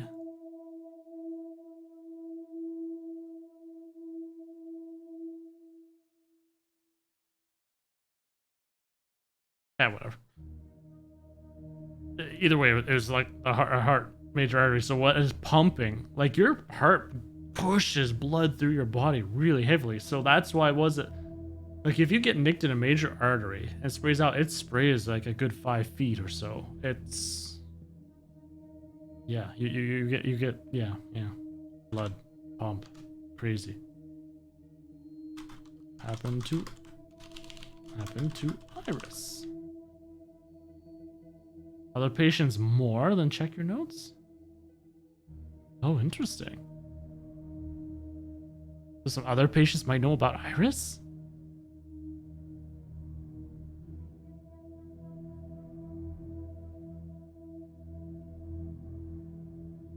We're going to try one more hint to see if it's the Iris thing again.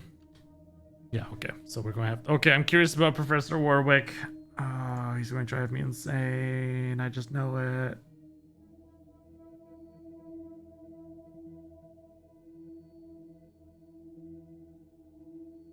Is this the same guy from Contradiction? That ran the clinic?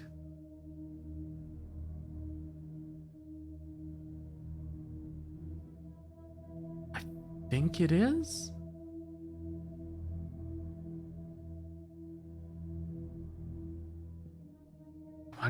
Show me again. Whole body.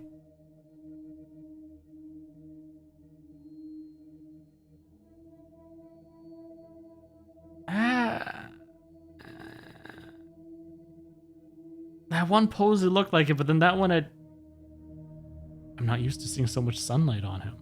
I guess let's hear how he talks, right? Professor Warwick, I'm a physicist. Where's Dr. Dekker? I'm pretty with that voice, I'm pretty sure it is.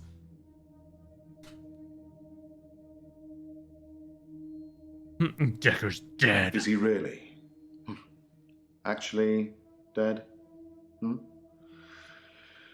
Not a worthy adversary after all, then. Totally him, yeah. Dekker was your adversary? Dr. Dekker challenged me. He tried to use my theories against me. Quantum theories. What theories? Do you really want to know? Dekker's eyes used to glaze over whenever we talked about that. He didn't believe in quantum physics. as if it's something that you can optionally believe in. Well, it started with an experiment. You gonna get me to do it? What was the experiment? Have you heard of quantum suicide, Doctor?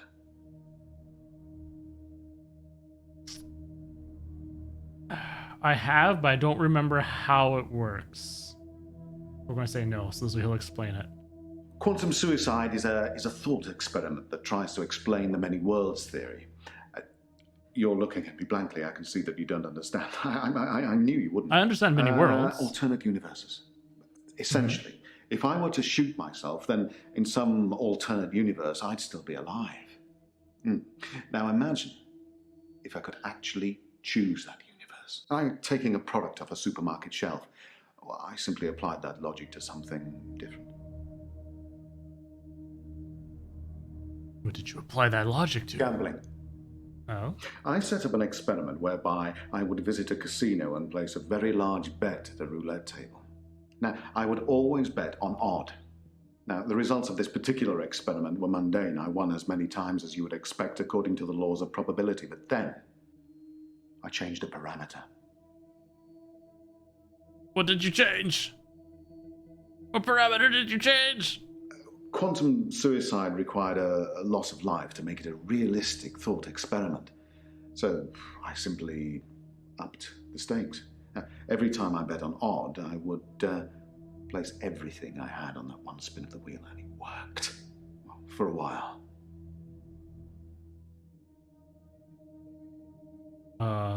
Why did it stop working? Dr. Dekker killed it, and I can't get it back. Okay.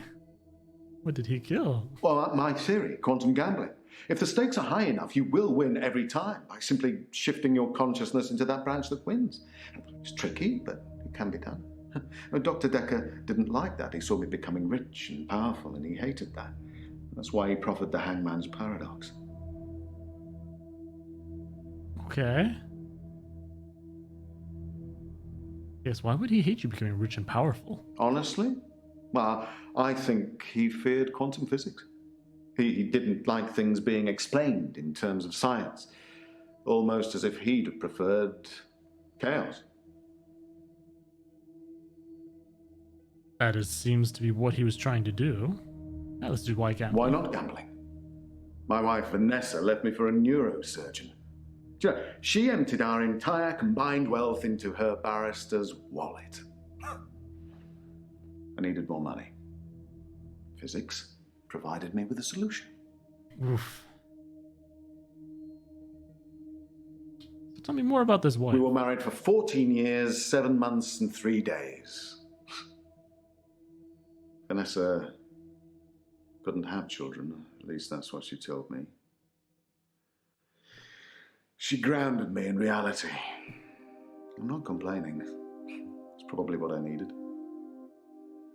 But part of me always thought that one day I'd achieve immortality through science. It wasn't to be, though. I see. Did it bother you that you couldn't have children? Well, yes, it bothered me, especially now that I find out that she's pregnant. Oh, no, it wasn't a rocket scientist that was required, but a brain surgeon, it seems. I have considered putting that neurosurgeon onto his darkest timeline. But I'm not a killer, it would seem. It would seem. Alright, what's this hangman's paradox? Well, imagine a judge sentences you to death.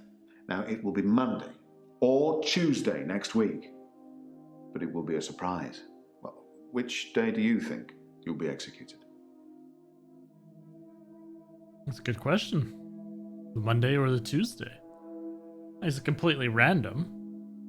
If anything,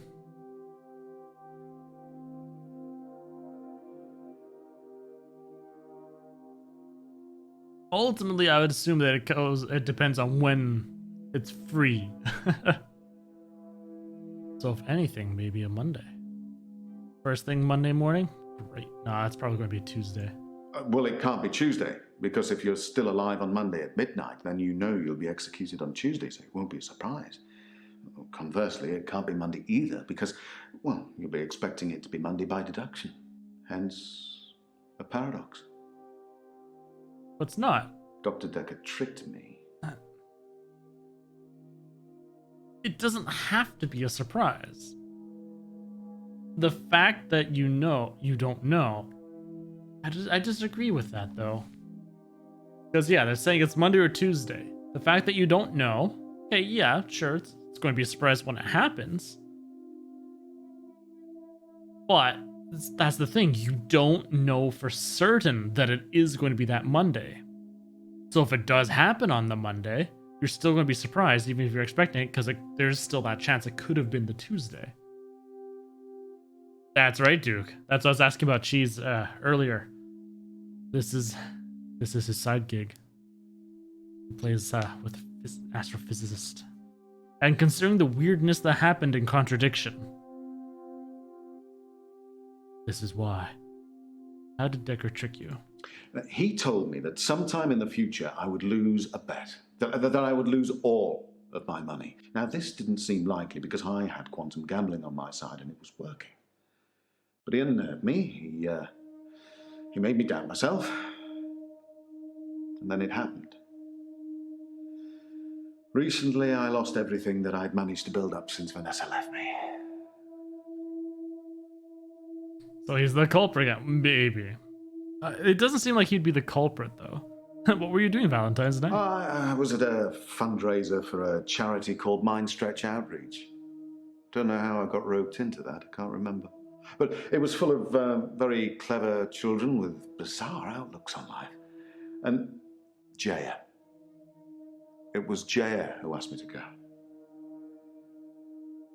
Can someone please look up what that cult was called in Contradiction? Is it Mindspread Outreach? Because if he ends up working with that, and these are tied in, my head's going to explode.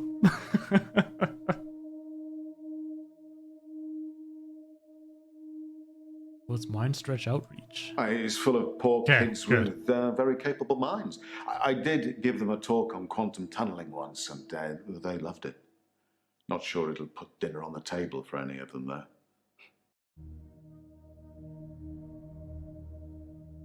What's quantum tunneling?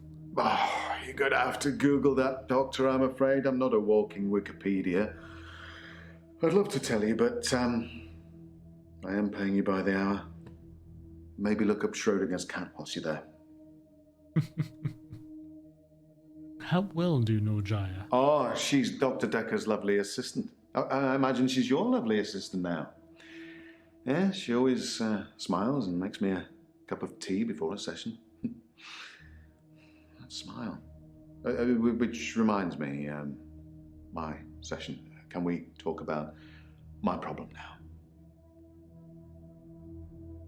Yeah, we did. Yes, let's talk about your problem. I'm not a gambler, Doctor. I'm a scientist.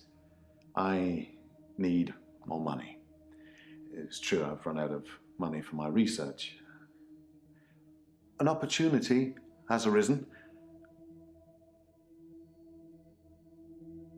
He's going to ask me money. Give me $500 now, and 5 weeks from now, it'll be 5,000. What research? Quantum gambling. It's a pet project. It's got nothing to do with work. But if I don't have significant amounts of money to lose, then there won't be enough jeopardy for the experiment to work. But you just said it has to be everything that you have, so wouldn't even small amounts, because that's important, matter? Who do you work for? The Ministry of Defense, of course. Guns aren't going to win the next war. Quantum physics is.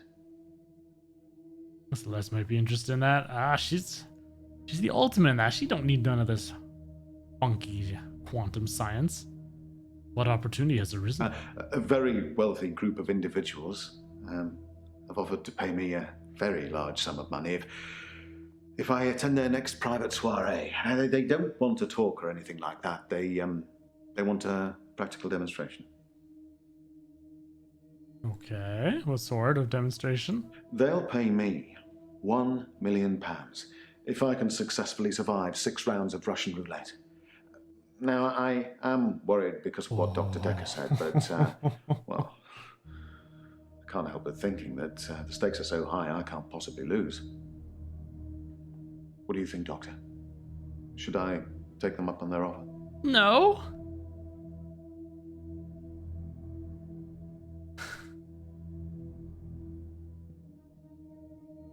I mean, the only way that could work is if this alternate timeline, the gun jams. This placed 5 bullets in the chamber. I mean, it depends on the rules. Is it spun every time? So you take a shot, you spin, shot, shot, or is it spun, then shot, shot, shot, shot, shot, shot, shot? If it's a spin every time, then technically, okay, yes, he does have a chance of being able to survive all 6. But yes, he's not Nagito, being able just to place 5 in there and then be okay with 1. But that's the thing, Nagito only had to pull it once. He didn't have to do it 6 times in a row. And even then, yeah, we all know, whatever, it would have just jammed for him 6 times in a row. But yeah, no, I'm going to have to say no, because otherwise we're saying that it's okay to try suicide, essentially. No. No, I suppose you're right. In a darker timeline, you probably said yes, and I'm dead now. I earn good money where I work. How do I stop losing it? Stop gambling. Yeah, stop gambling. I take your point. But I suppose to decide whether to continue gambling or to stop gambling is a gamble within itself, isn't it? Well, my time is up. Will we be having another session or... No, don't answer that. It'll turn you into a gambler like me. Infectious. Isn't it? We saved his life. Okay, I guess let's start at the bottom here, Nathan.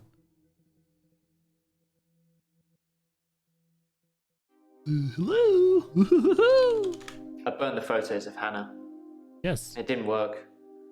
I suppose because the loss was superficial. Oh, The next right. thing I burned was the rocking chair. That worked. I've been getting rid of her stuff ever since. There was a day when I attacked a Salvation Army bin, but I gave in. I mean, that's fair. Technically, I mean, that was the reason why I said the photos, because he had them backed up. But that's the thing. He knew that they were backed up, so that's why his loop still worked. That's what would have happened. What happened to the Salvation Army bin? I accidentally put Hannah's diary into a Salvation Army donation bin. They're like huge post boxes with a circular tray that makes sure things spill to the bottom. I tried to get in to get it back, but I gave up. Did you read the diary? I read the last few weeks of Hannah's diary a while ago.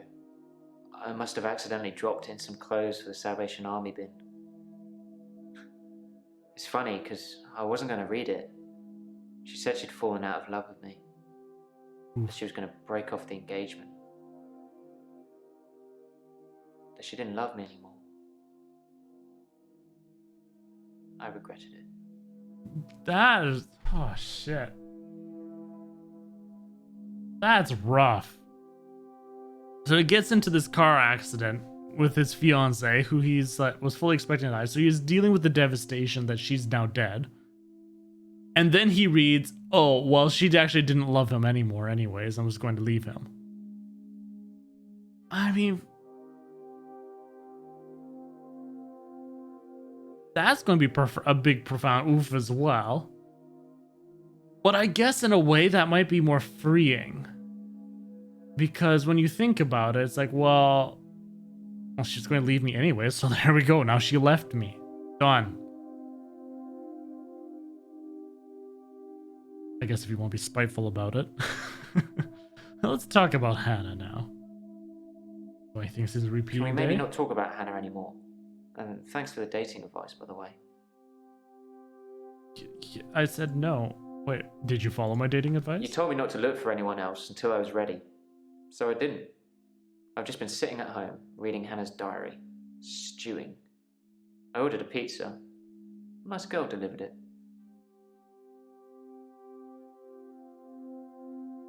Oh, what about the nice girl? Nice girl? It took a week of days to get that pizza girl to smile. And you know what did it? A tip, as much as the pizza cost. So money does make you happy. Obviously, it's nothing to do with you then. If I cared about money that much, I wouldn't be working at a supermarket. I'm just trying to care about something at the moment. Aha! There we go, I did all that. What do you regret? You can't move on her. Wait, what? Is that why he thinks this is in repeating day? It's just a random loop. It has nothing to do with her death. He just constantly loops days. But each time he burns something of Hannah's, he's able to move forward a day rather than loop that same day. So perhaps if he's able to fully let her go and stop caring about her, then yes, perhaps then he won't be looping anymore. Do you regret? I regretted that I mourned for Hannah so long. Mm-hmm. I regret the grief. I regret all the days I slept through because of it. Had I known she didn't love me anymore, things would have been different. I'm a bit angry now. Mm-hmm. If I had that day over again, I may just still pull out in front of the driver. Yeah, because now it's moved on to the anger portion. What else can you tell me about Dekker? I've told you all I know about Dr. Dekker. He started out good, then turned a bit crazy towards the end. When you start giving people more problems as a therapist, that's a bit crazy. What problems did he give you? I started out with depression. Now I seem to repeat days. Even if you don't believe the repeat days, then I clearly have extra mental health problems that he's given me. Why was he I crazy? think that he possibly cursed other people, a bit like he cursed me. Sometimes you could see he was bursting to tell me about it, but he couldn't. He was ecstatic with power. How did he curse you? The curse. Well remembered. I was hoping he'd forget. It's going to sound crazy. Dr. Dekker said I would never be able to move forward until I came to terms with my grief. And so from this point on, I start to relive the same day over and over again until I made something of it. I believed him. That makes sense. Until he deals with his grief. His grief was with Hannah. So until he let go of some of his grief, of Hannah's stuff, he couldn't move forward. So once he started getting rid of Hannah's stuff, he was able to move forward.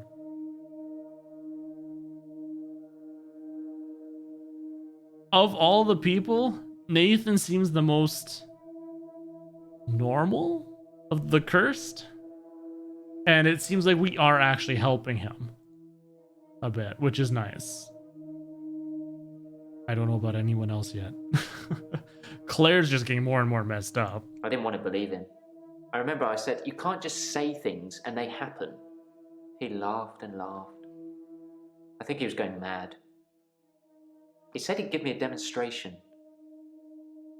Ooh, what was the demonstration? He held his hand outstretched and told me to look at the flame. There was no flame, and then there was. He was holding a flame in his hand that had come out of nowhere. And he tried to hypnotize me to make me forget it.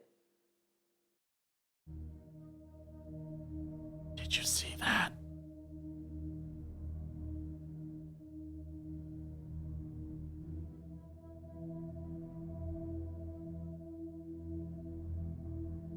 What was that? You remember the flame even though he hypnotized you. I didn't forget seeing the flame. He wanted me to forget it all, but I didn't. For whatever reason, he couldn't undo what he'd done. I was scared. I pretended like the hypnosis had worked. Why were you scared? I was scared what Dr. Dekker would do to me if he found out I still knew. So I had to play along. Keep coming to the sessions. Pretend I hadn't seen what he'd done. It was awful, because I was suffering through the same days over and over again.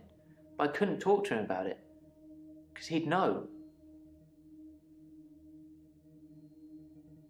Why did Dekker want you to forget? He'd become bored of me, so I got much of my insight from calls or messages he'd take during our sessions.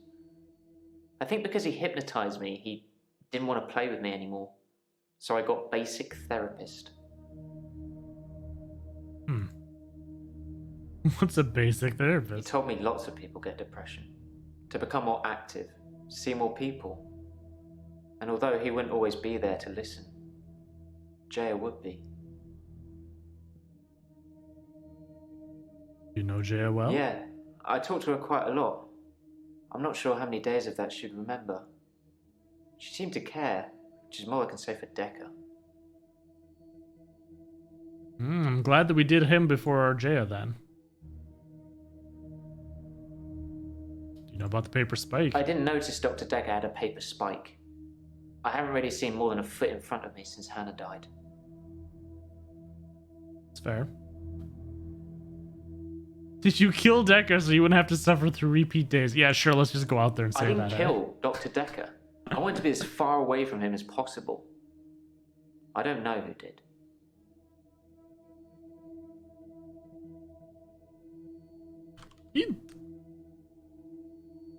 Oh gosh. How did Dekker want you to make something of your repeat days? I'm not sure.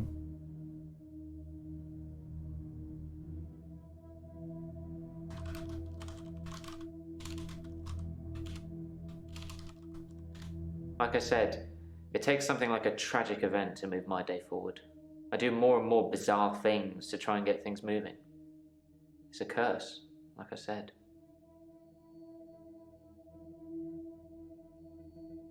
Drastic?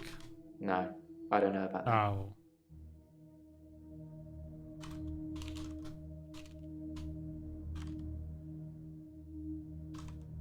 When did you read diary? A few weeks ago. It's still sinking in. I suppose living a lie is just the norm nowadays.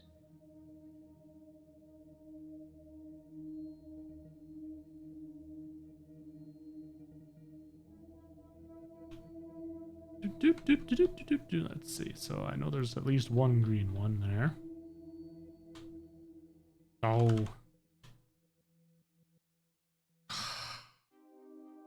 So it has to be bizarre things.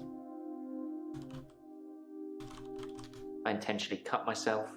I publicly humiliate myself. I steal things. I Hey. hurt people around me. Just enough to get another day to start. I ran out of people around me pretty quickly. Well, that's tough. Alright, Mariana. What's new with you today? Last we talked, she hasn't suffered from blackouts anymore. I'm okay. Thanks for asking. It's rent day, and I always feel a little blue on rent day.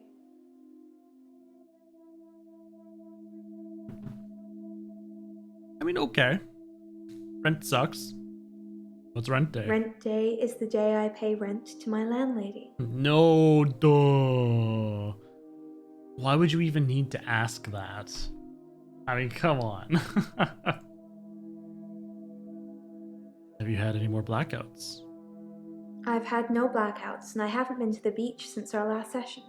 Yes, it's our first But I session. think I will today. No! Do you want to come with me to the beach?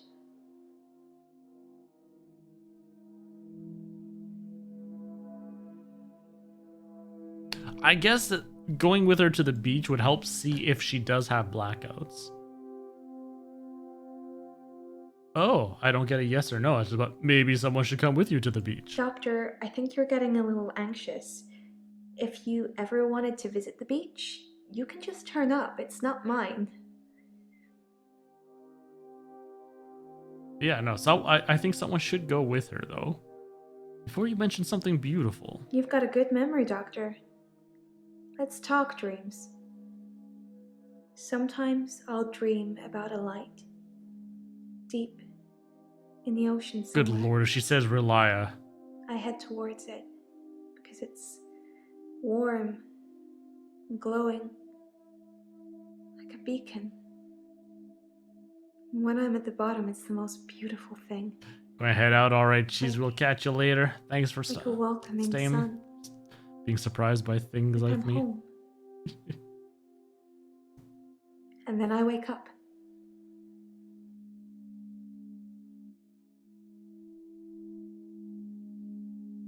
Why a beacon? It's so beautiful.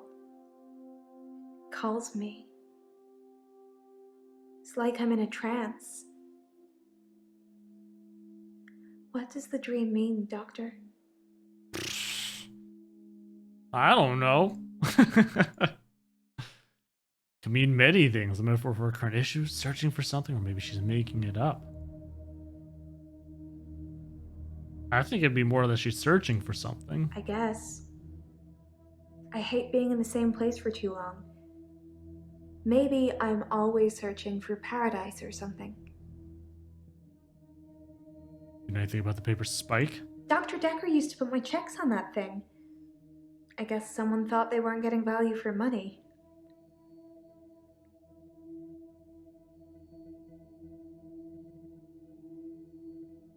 Like you'd stab the checks with it?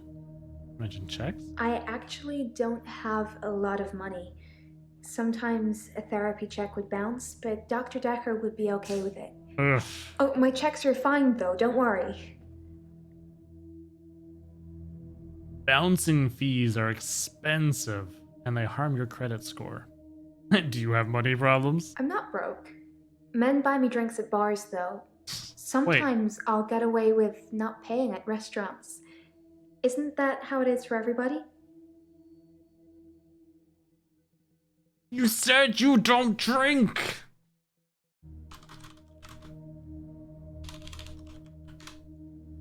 You're not getting it. How often do you go to bars and restaurants? I mainly like drive-thrus. I don't like crowds, and I find it difficult to stay in the same place for too long. I guess I'm a fidget. You just like crowds, but visit nightclubs, yes. Crowds at nightclubs and bars are different. The lights are dim. You can slink around without attracting too much attention.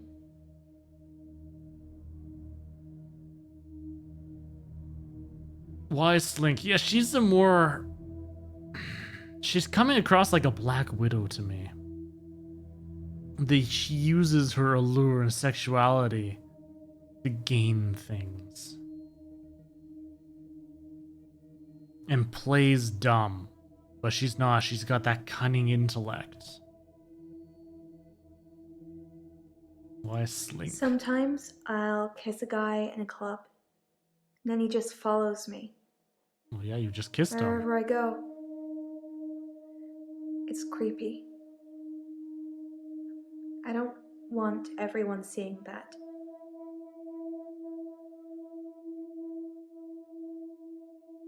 Where do people follow you? They follow me. Wherever I go. Anywhere. Where do you think they follow me, Doctor? Do they follow you here? What happens after people follow you? Ooh. It depends where they follow me. If they follow me home, they bang on the door for an hour or so, then leave. Other places, they just disappear. Hmm? I don't see them again.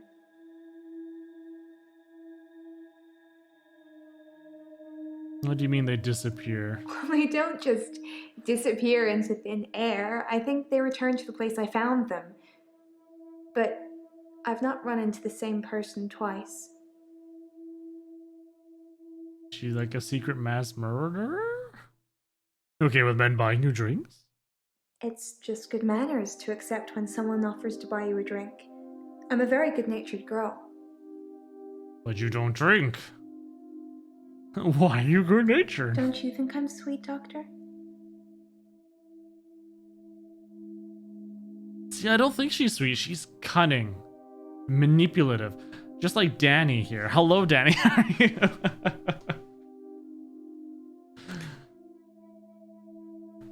What are you doing today?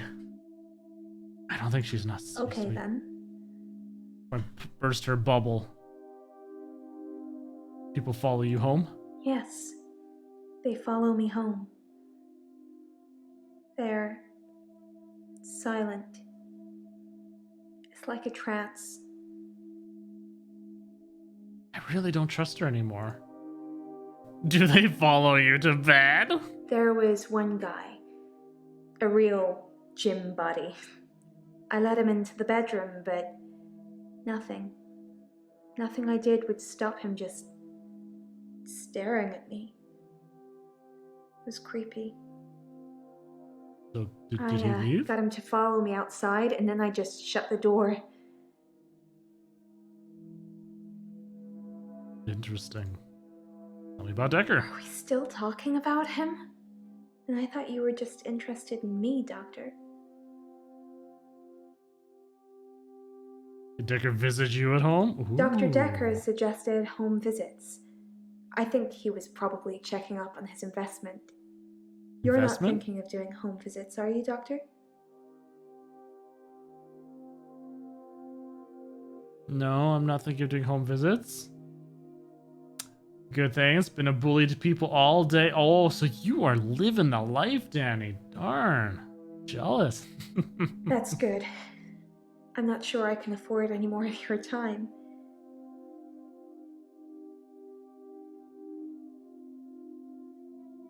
Yeah, I'm not really trusting her anymore.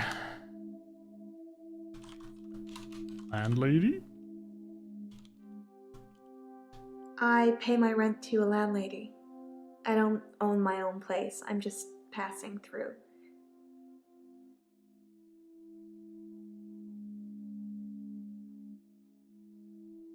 So, Danny, if you had to pick your top 3 bully moments today, what would they be?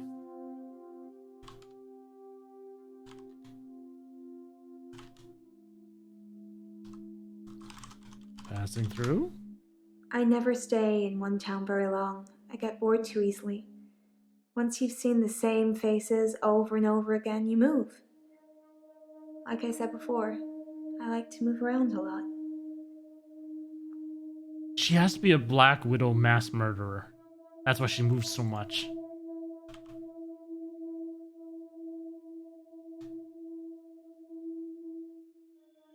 Are they all murderers, everyone?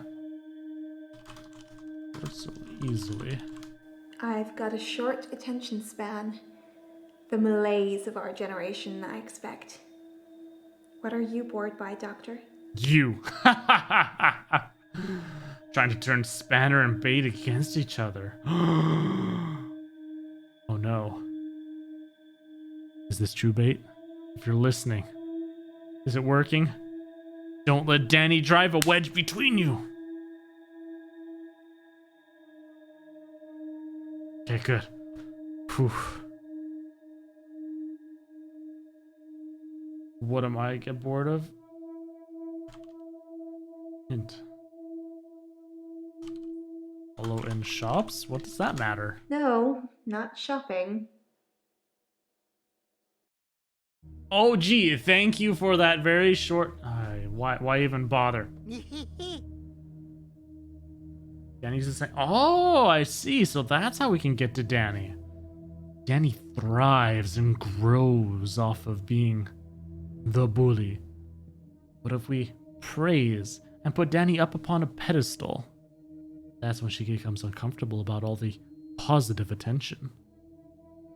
I see.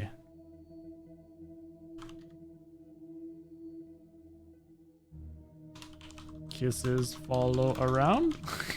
I'm not a siren. It's just how some guys are. I tried it with a woman, too. She followed me. If a lot of people are watching, then it doesn't work. I like this girl. She has a beautiful maxi dress. Yeah, she's had some nice dresses, it's true.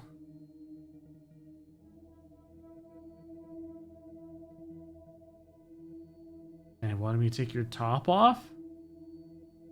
Oh, but so you did do it. You just cried while doing it. Well, that just entices her more. Like, have you seen the mascara runs when a lady cries? And isn't that just enticing for so many people? So, obviously, when your makeup ran when you cried, Bait, because I'm sure she would have done your makeup first. No, Bait, no! God damn, I thought this shirt was enough.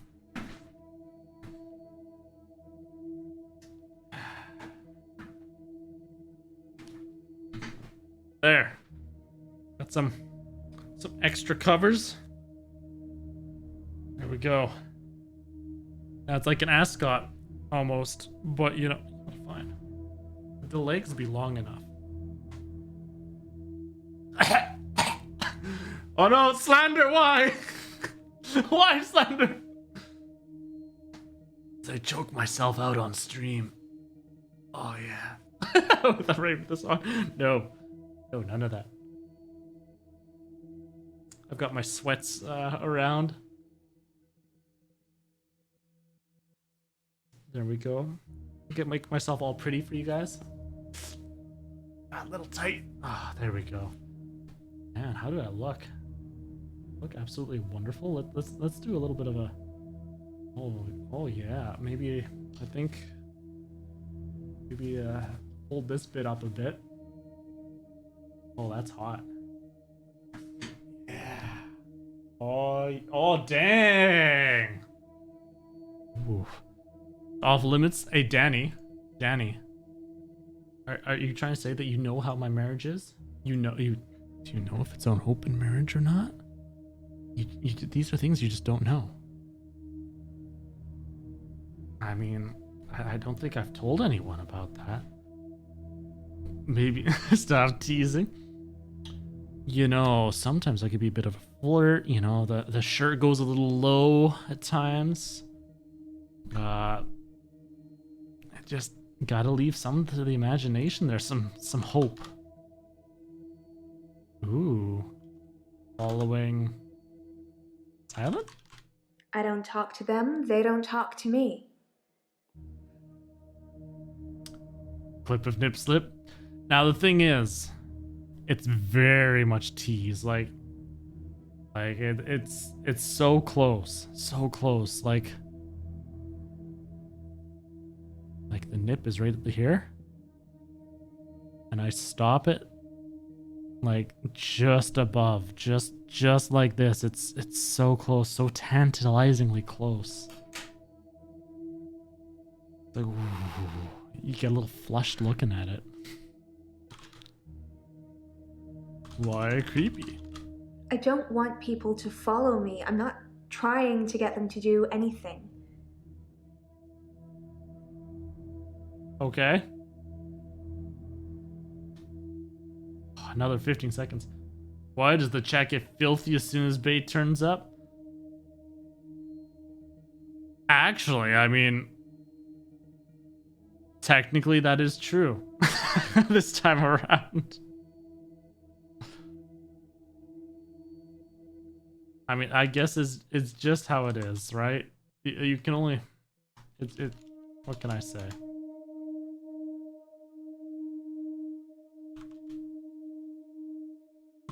Antisocial? Try again? Are you antisocial? I can be outgoing. It just depends on what mood you catch me in. Flirty? Nope. Nothing.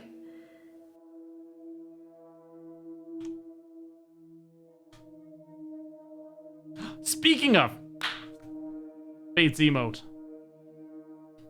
I have unlocked another emote slot for my tier 1 emotes. If you have ideas, please let me know on Discord.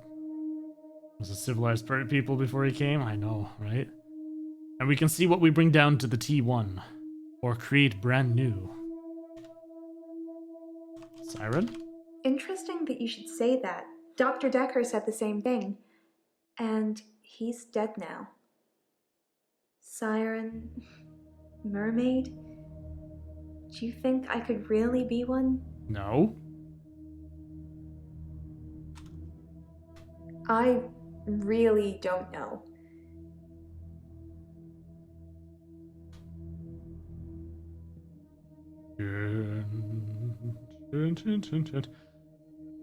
Oh, you know, Bait raises a valid point.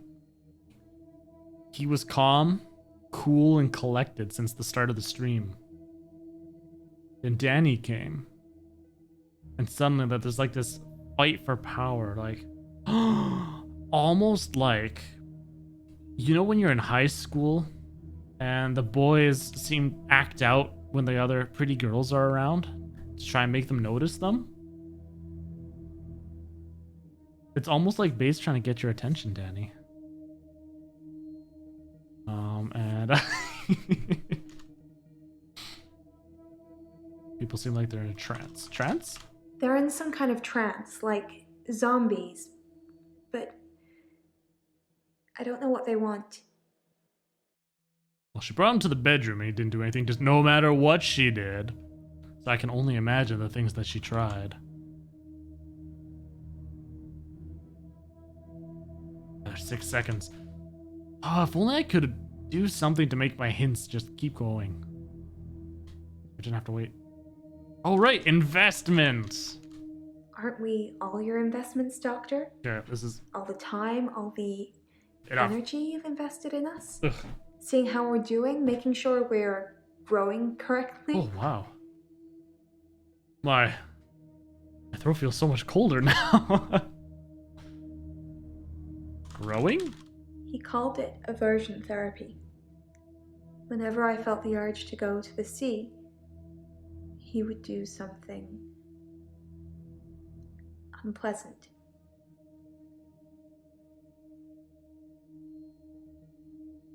Unpleasant?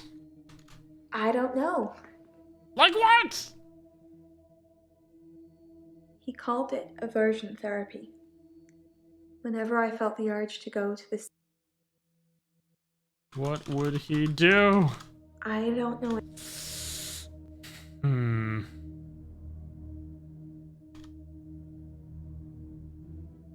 Doesn't work when people watching? If I kiss somebody and a lot of people are watching, they don't follow me. Too embarrassed, I guess. Potentially like a wasp in your face all day. Well, you know, on the plus side, it's a wasp. A wasp definitely has your attention when it's buzzing around your face. You don't ignore that. When a wasp is like bzzz in your face, you're freaked out. You're usually either trying to stand perfectly still so this way it doesn't get angry at you, or you're reaching for that raid or something else to get rid of it, or just like, oh my god, oh my god, oh my god, oh my god, oh my god, counting down the seconds until your life ends. Whereas if it's a mosquito, it's like...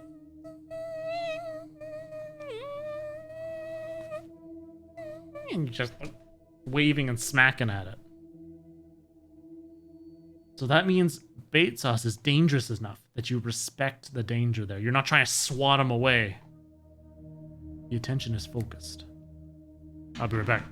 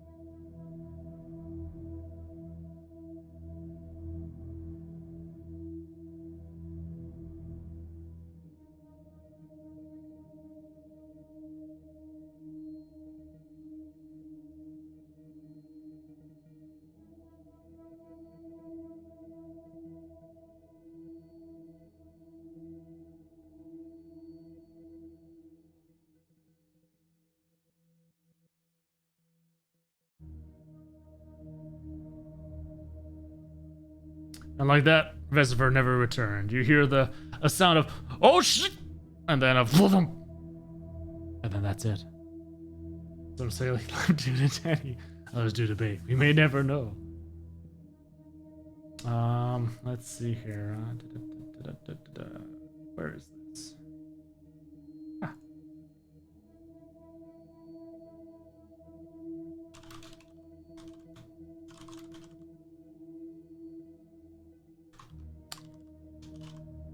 Let's see. So we're typing in here.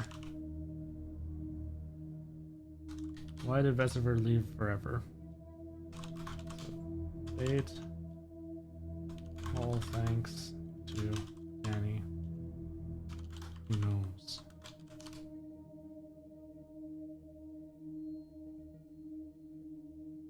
Oh no, I left that up for 3 minutes, which means it's going to be stuck at the top for 3 minutes. Alright, poll is up in chat. Why did Vesever leave forever? Was it because of bait sauce? All thanks to Danny? Who knows? Stay tuned for the exciting results of this poll. Hint? Oops, I meant hint. Stabbed in hearts? Why would you tell me that? You like watching me squirm, don't you, Doctor? Squirm for me, Marianne. Squirm.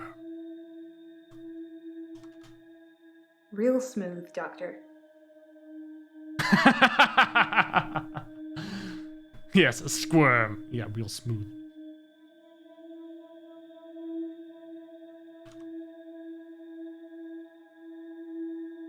I could be mean and say I'm bored of her. You should get out more, Doctor. Looking at me all day should be fun, but if you're bored, perhaps we should spend some time apart. Oh, look at her so sad. We're going to end this poll because this is more than long enough. Ooh, 50-50 split.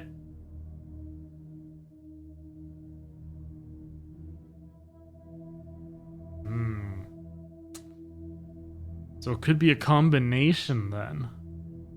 Intriguing, intriguing. Tried to vote twice. I know there's an option that I can put it where people can vote twice, or they can add votes by using channel points. But I was like, we'll leave that normal for now.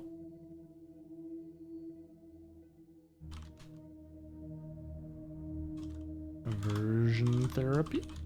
I don't know what you'd call it, but it was unpleasant for me. Wow, thank you for that. All right, Elin.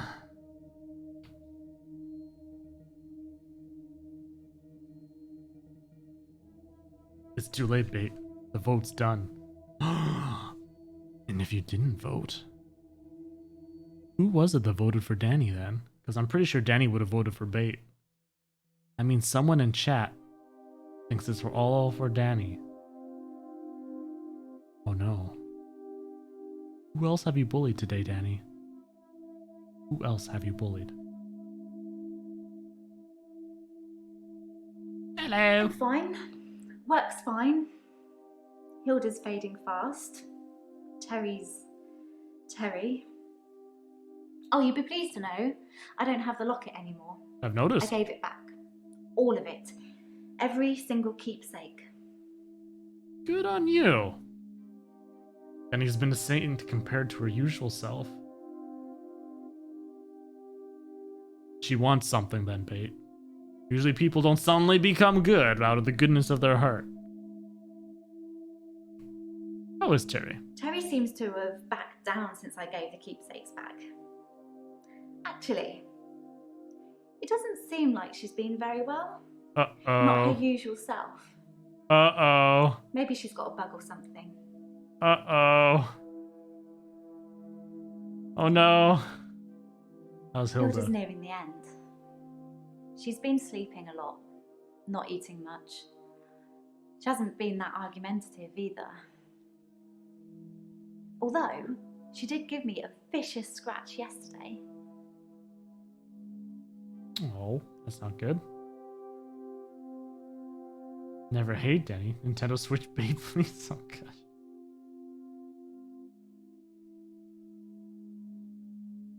Why did you give the locket back?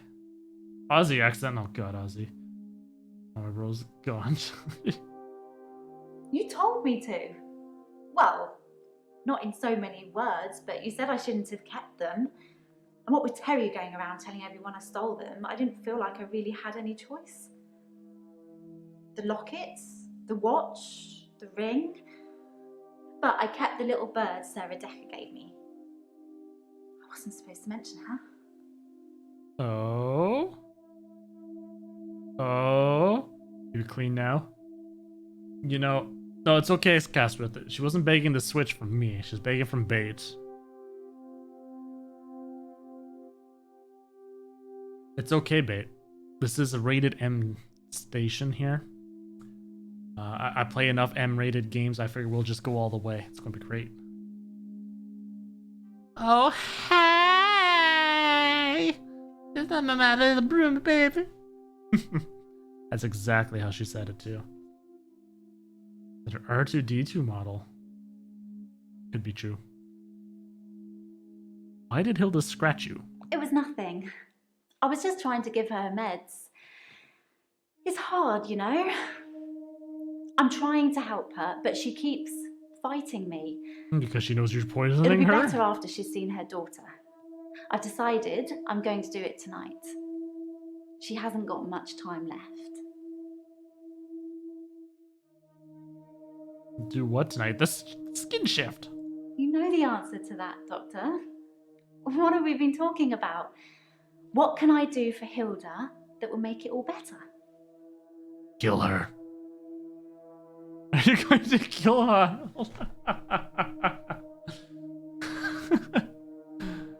Yeah, no. Hilda's daughter. That's the plan. She'd get I so know. mad. It sounds unbelievable, like I'm making it up. I wish I could prove it to you somehow. Take my hand. We could try shifting now. Think of someone you really love. It might help if you close your eyes. Are you thinking of them? Oh no. Can you picture them? It's happening. Okay. Hold on.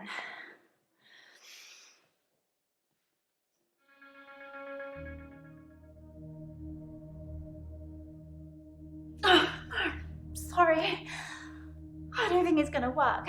There was a brief On shift. the bright side, that probably means you're not gonna die anytime soon. There was a brief shift in her face. Hello, Tails. Do you have a Switch for Danny, Tails? Ooh. Banana ice cream with nuts, no fudge?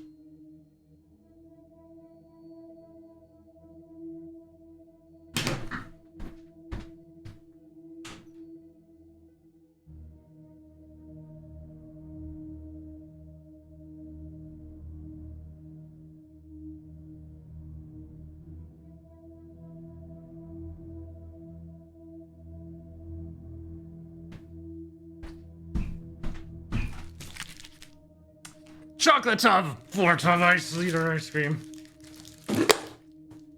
Oh yeah. Banana! Popsicle! Yeah! Make my own banana fudge, whatever. Oh god. Oh no. Oh.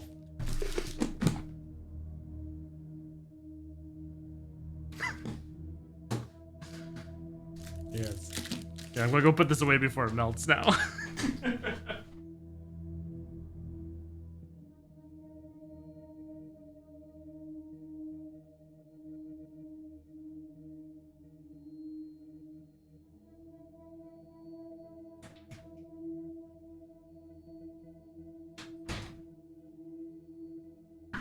Alright, I'm just waiting for that clip of me sucking on a banana to come up. I know it's coming. As soon as I started licking the ice cream off the banana, I was like, shoot. What was I thinking? I stopped because there was more ice cream on there. That's why I lick off more, and I was like, wait a minute. I was like, ah, boy. What do you say when you shift? It's tricky. I mean, I'll sound exactly like Hilda's daughter, but I try and keep it vague because I don't become her. I don't know what she would really say. I say things like, it's okay, don't be scared, I love you, Mum, or I love you, Dad. But it doesn't really matter what their relationship's like because it's not really them. I always do the Disney version. The best, most loving version. That's what my patients want to hear. And maybe deep down they know it's not the truth, but it's got to be better than the reality. As for fudge, though, I don't have nuts, Duke. I don't have any nuts, but I could probably make a bit of a fudge dress. Something to go on with cocoa powder and... Oh no, I'm all out of icing sugar. I don't think I'll have any sauce either. Or what if the one your nan used to smack your ass around your relapse? Or Danny, I thought Kazran was the one she paid for things. Your bike hasn't been around. Tell me, well, unless he's getting Danny to do it for him. Ooh. What is blue bunny ice cream? So good and tasty. Oh no. Oh yeah. Banana. Popsicle. Yeah. I should have done the larger screen at that point too. Fudge, whatever. Oh god. Just me licking that banana after is just ridiculous. Oh. A dildo for Yetis. The blue bunny ice cream? Oh my. You know, I had to keep the sound of regret and yes. You know, there's the dragons. I've heard about those. Yes.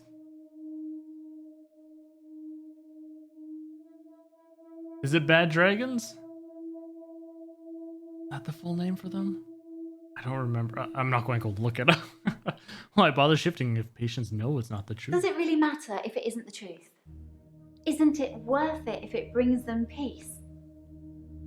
Tell me honestly, Doctor. Do you really think that what I'm doing is wrong? You wouldn't look it up? Yeah. You see, I assumed that that's what Death by Button Mash was going to get for his viewers once he got to that 1,000 mark. Oh no, like I said, I know about the bad dragons, if that's what they're called. I can't remember.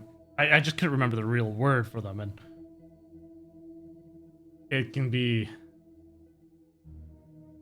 gigantic. Brony pocket. Oh, the pocket?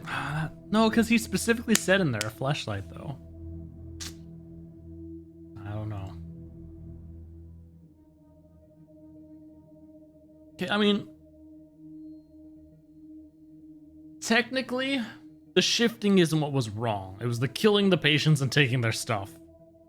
So, I mean, if it's providing a measure of peace, that's an interesting thought. If you were dying and you wanted to see a loved one last time and you were going to die like right then, and they weren't going to be able to make that, you don't know that, but they weren't going to be able to make that, and she was able to shift, you didn't know that she shifted into that loved one, so this way they could at least say you think that that loved one is there saying that they love you and you get your final goodbyes. Is that wrong? It's not real.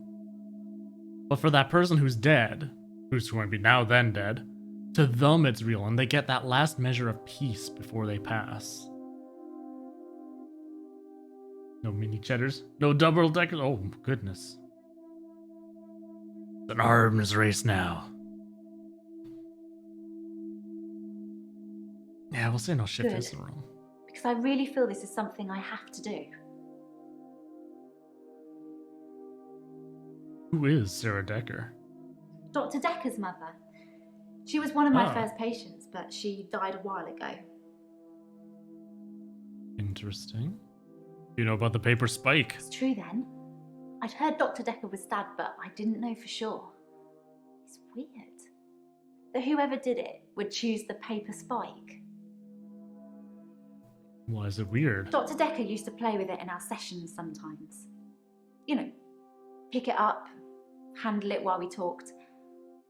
I remember once, he pushed the spike through his skin. Yeah, this bit here between his thumb and his finger. He said he didn't think I'd mind the sight of blood being a nurse and all that, but actually, there wasn't any. What?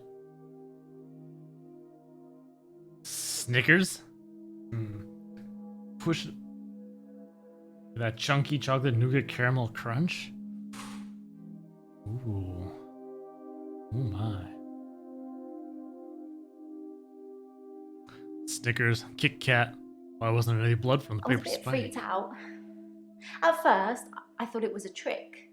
A magic trick, you know? Like some kind of therapeutic test. Show the patient this retractable spike and see how they react. But it wasn't. The spike was real. So why was there no blood? How do you know the spike was Dr. real? Dekker gave me the paper spike to try. It wasn't fake. It was pretty sharp, actually. I don't know how he did it. He said he just thought that it wouldn't hurt him, so it didn't. Interesting. Why did you say I'm not going to die soon? You're heading out, Duke? Alright, you have yourself a good night. We'll chat to you later. Oof. Oof, babe. As far as I know, it only works on people who are close to death. That's the whole point of it. I have to hold their hand, and they have to think of the person, and they have to be near death. And those seem to be the 3 criteria. Didn't you want me to know about Sarah Dekker? It just makes things complicated, doesn't it? I knew Dr. Dekker's mother before I started seeing Dr. Dekker. She's dead, and now he's dead. I'm sure you're going to have a field day with it. That's fair. Did you know Sarah Dekker was Dr. Dekker's mother? Yeah, that's the reason I came to see him. I knew she was dying, but he refused to talk to me unless I booked a session, so I did. And well, here we are. So you just... Why did Dekker refuse to talk about his mum? I told Dr. Dekker that his mum was dying, that he should see her before it's too late. But he wasn't interested. It wasn't like he hated her. It was just like it wasn't important. He asked me to take care of it for him. He did send his assistant along to see her once. Sorry, your assistant. Take care of it? What? What do you mean if I take care of it? It was about the 2nd, 3rd session we had. He said he could tell that I was a good person, that I wanted to help people, and that I should think really hard about how I could do that. That's how I discovered shifting. Was this idea for you? No, I think he had a different idea All in mind. Dr. Dekker did was encourage me to think. But the shifting, that's all me. And my mum's a psychic, and my sister's an empath, but I was just ordinary. That's right, babe. I always felt like I wasn't special, like I was missing out. But I wasn't. I just hadn't discovered what I could do yet. Sarah Dekker was one of the first ones I tried shifting for.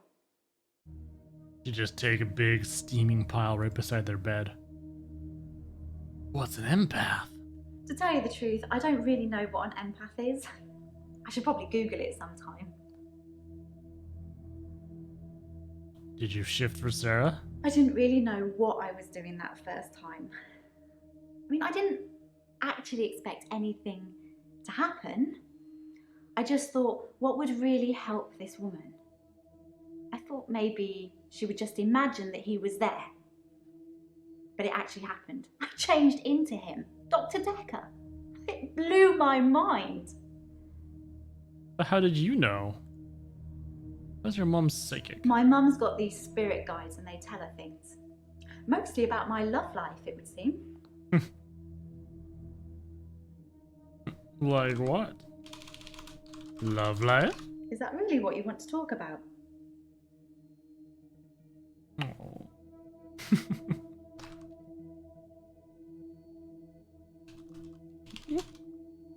Sarah Dekker, first patient. I've been a nurse for ages, but I've only worked at the nursing home for the last year. I tend to move around quite a bit. I get quite fidgety if I stay in the same place too long.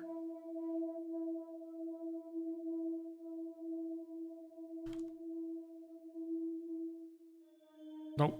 No. When did Sarah Dekker die? I can't remember exactly. I'd only just started seeing Dr. Dekker.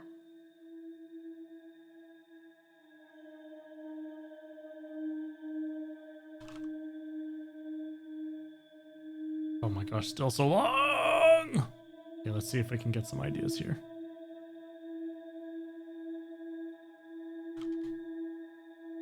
Goodness, 1 second off. Meds giving to Hilda. I've got her on a herbal compound, St. John's wort for pain, ginkgo for bronchitis, valerian, borage. There's a few other things in there as well, but I won't bore you with the full ingredients. Okay. Yeah, that's the reason I came to see him. I knew she was dying, but he refused to talk to me and Sarah Dekker dying. No.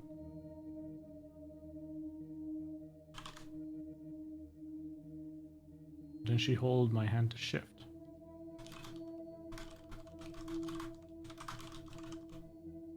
well, I wasn't sure if it would still work. Sorry. It's just, I get a sense that I probably shouldn't say, but, well, just think what it would mean for you if I'd been able to shift.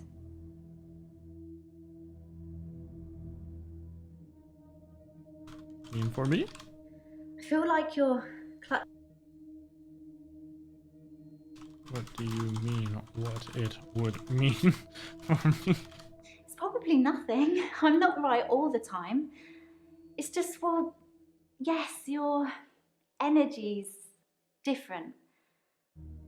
And I was also worried about what I might change into. Read? I've had a couple of bad experiences while shifting. I don't really want to talk about all that now, though. Interesting. Too bad. Bad experiences? That doesn't really matter. Let's talk about something else. Oh, Danny's offering that peace branch. Will it be accepted? Ooh. I'd like to see the full ingredients of what Hilda is on. Oh, okay.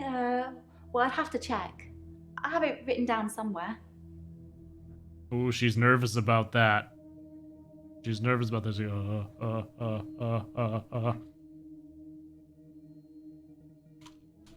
Something else about the meds. I've got her on a herbal compound. St. John's wort for pain, ginkgo for bronchitis, valerian. A few other things. I don't know. Are you allowed to give patients a herbal compound? Oh, that's a good question. Are you even allowed to The do rules are this? that you're not supposed to give a patient anything that isn't on their charts. But I talked it over with Hilda first, and she was happy to try the Oh, herbal boy. approach.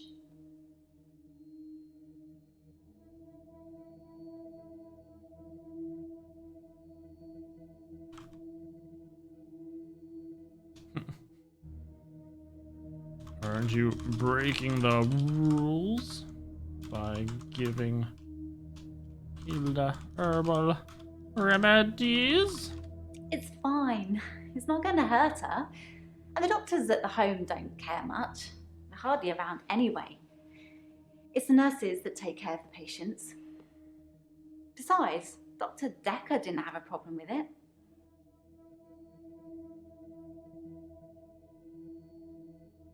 Dekker, no problem?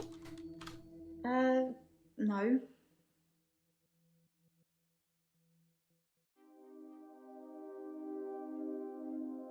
Talk to Dekker about herbalism. We talked about it once. He said I should do what I wanted and not worry about what anyone else thought. Okay. No doctor. I don't know anything about Hmm. I don't know. Oops. Not hints. Hint. Oh, I'm so close. Oh, the bird that she took. Was the bird significant? It was just a little china bird, sort of a yellowy blue pattern on it. I don't think it's worth anything. So then why do you want to keep it? Why keep bird?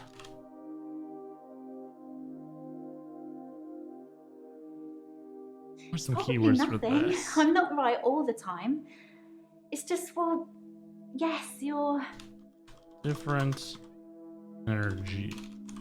It seems a bit, I don't know, murky and sort of a bit crackly at the same time. Like there's a lot of electricity around you. It's hard to describe. Interesting. Aha, success!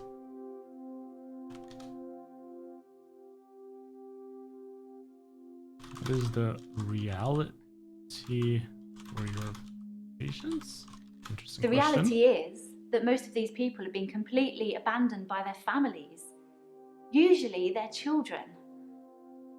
If a mother abandons her children, it's scandalous. But if a son or daughter abandons their mother when she's dying after everything she's done for them, apparently that's just normal. I can protect my patients from that, even if it does take a little smoke and mirrors.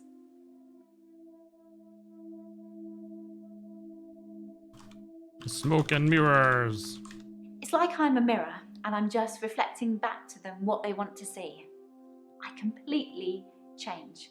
My face, my hair, my clothes, my voice, everything. Interesting. Lost your hands, now your feet. Wait, sending a box of stolen goods. Oh no. Daddy! No, why? Hello, Daddy! Ah! Ooh, if Hilda, oh my goodness, is dying, sounds like herbalism isn't working. I'm sure it is. At the very least, it should make her feel more comfortable, ease her suffering. Don't even know where you live. Oh, not even Canadian. Wait, it was all a lie. Could you? How could you? What else is green? Oh, breaking the rules.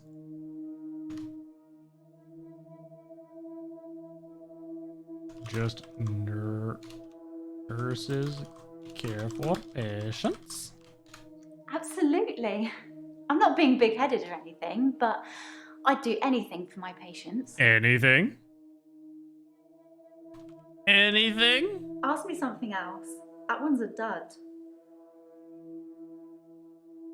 That's when she'd wink and say anything.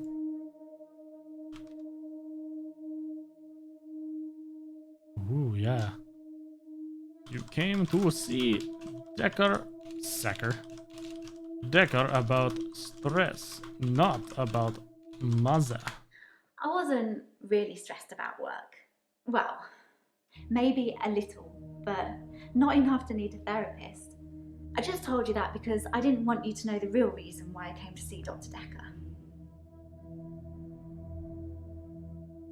All right. Now, Claire, I need to talk to Bryce still.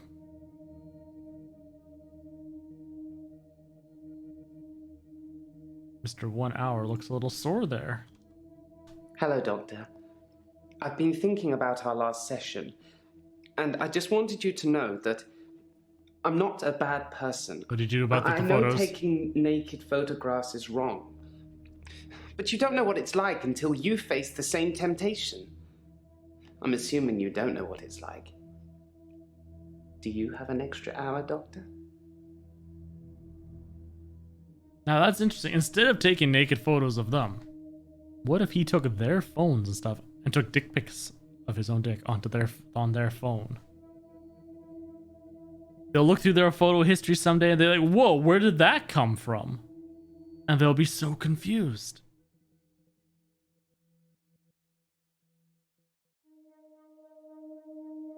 Oh, interesting. Yes, I have an extra hour. No, I don't have an extra hour. I do not. Thank God for that. There's someone else in my hour.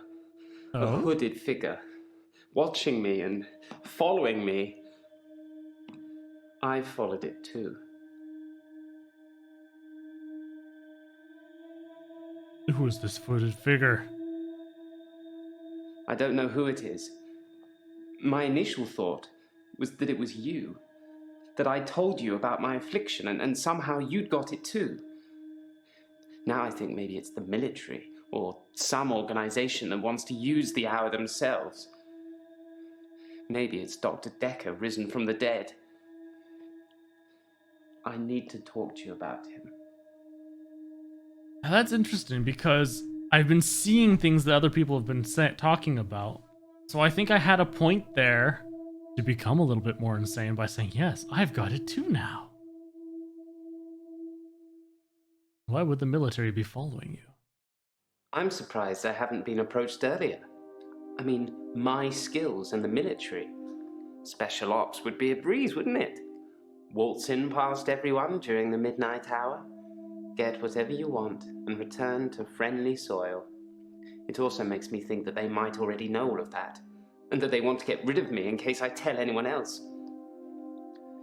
Would you do something for me if they get me? Sure, what is it? What do you want me to do? Would you tell Jessica I love her? Jessica.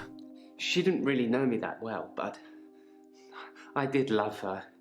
Thrills, chills, And also, chills! there's a hard drive in the bottom drawer of my drinks cabinet. Wait, Please destroy it. Please wait, what?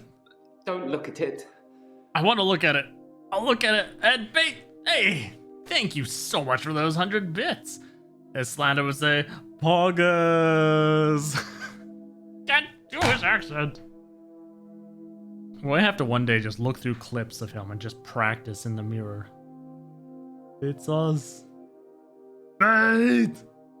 You know, we do the whole bait thing all the time, so you know that can be at least a little bit closer. I'm going to have to practice one of these days. Practice with them all the time. You know, I'll have to get on a Discord call and we'll just go back and forth one time. I mean, maybe when he's playing GTA 5, because not much happens during there, so he can just talk to me, right? Right? Where did you follow the hooded figure? Whatever it is that's following me, it doesn't want to catch me yet. If I move towards it, it runs away. And when I follow it past temptations. A bar brawl, an open till, an open bedroom window. Like it's testing me. Interesting. Tell me about this bedroom window. I looked in. Watching other people is somehow built into our genes, Doctor. There was an old woman in bed. I went inside. Why? Her bed covers were smoking. I think she'd fallen asleep holding a cigarette. I took the covers and put them in the bath. She'd have died otherwise. Okay. And no, I didn't take any pictures.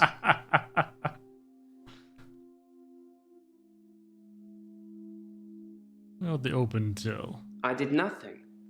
I'm not stealing any more. Bar brawl? I split the brawl up. Yeah, okay. What else can you tell me about Dekker? I spied on Dr. Dekker, not long before he was murdered. I'm not sure I should tell you what I saw in his basement. Yes! Yes! That's what I need to know! Oh, Claire, did you see? I'd been feeling uneasy with Dr. Dekker for some time. I mentioned how he'd changed before, so I began spying on him at home. One night, the basement door was open, and Dekker was returning upstairs. I skipped past him, and there she was, a girl. It was difficult to tell. It was dark, and she was chained. What did you do with the chain? I removed the chains, dressed her, and sat her in the police station. There's no evidence, though. No evidence of what he'd done. So But that's how was she free. escaped. I saved her. I'm not evil. I destroyed evil. Interesting. Did you bury David Castleford? I'm actually a classically trained pallbearer. There are a lot of health and safety considerations. Not everybody can do it. Well, properly at least. Occasionally I step in if the funeral director is short-shouldered. I do remember her face. She wasn't upset in the usual way. She seemed agitated. Her husband must have been a giant. The coffin was so heavy. I remember because aft port side sprained his ankle. That and he wasn't lifting correctly. Did Claire ask you to do something with David's Nobody body? gave me the memo that Claire was telling everybody about our arrangement. Sometimes a few slip out the back for student use too. These things happen in all cemeteries. It's best not to broadcast it. Intriguing. Tell me about the paper spike. Dr. Dekker frequently used that paper spike on his desk as an example. I'm sure he did it with the other patients too. He'd make me look at it, touch the point to see how sharp it was. He'd tell me that because I think it's sharp, it will hurt me. But if I thought it was nothing, it could pass right through my hand.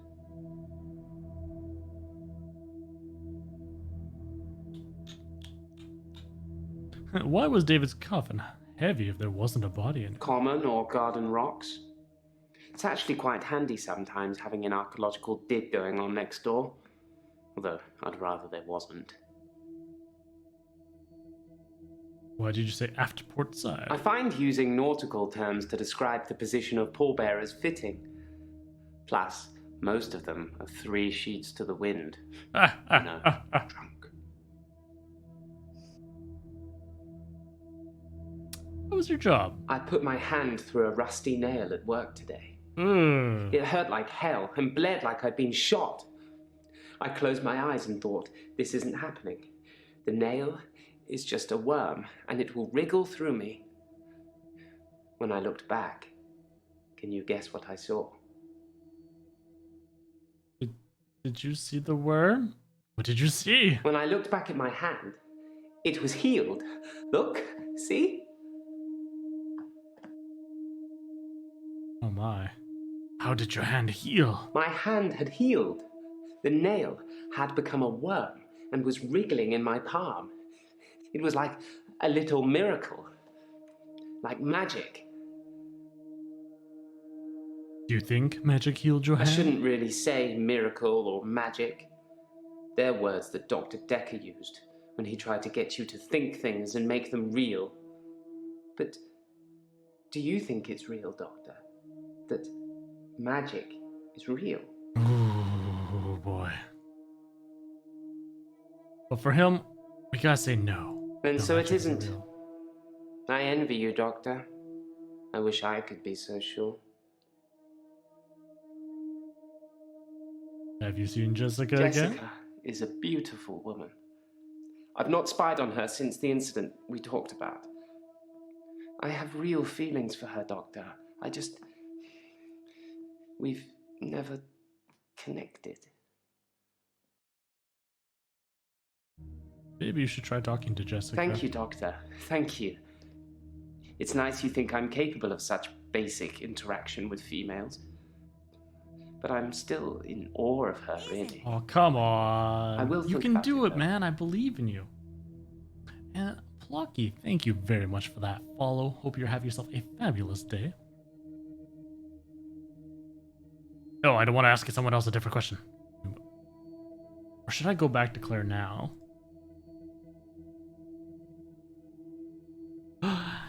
Woo. Have you played this game yourself before, Plucky, or anything else by this Dekker Entertainment, was it? Now I'm confused. Is it Dekker Entertainment?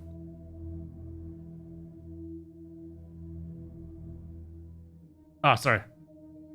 Daviki Studios.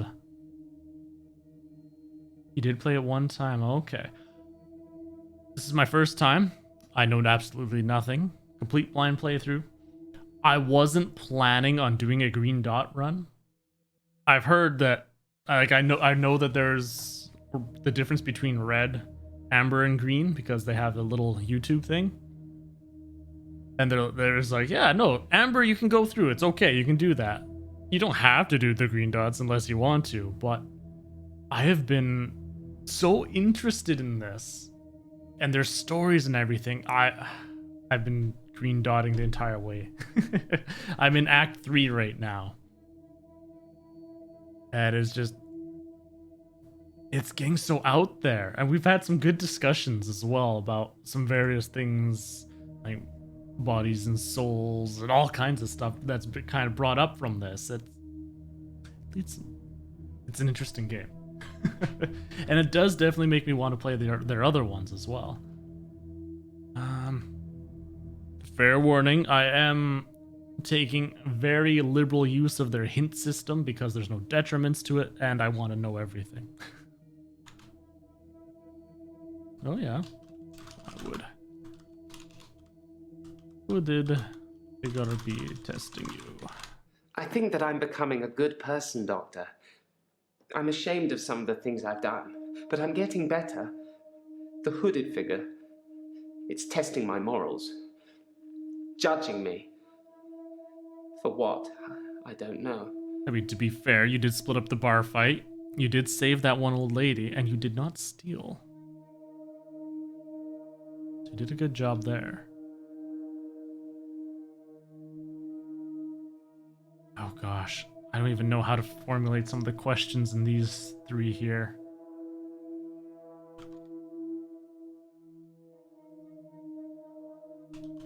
Paper, spike, example, I'm sure would be the keywords. In the last couple of sessions I had with him, he put the spike through his hand. He'd be grinning at me while he was doing it. No blood, no nothing.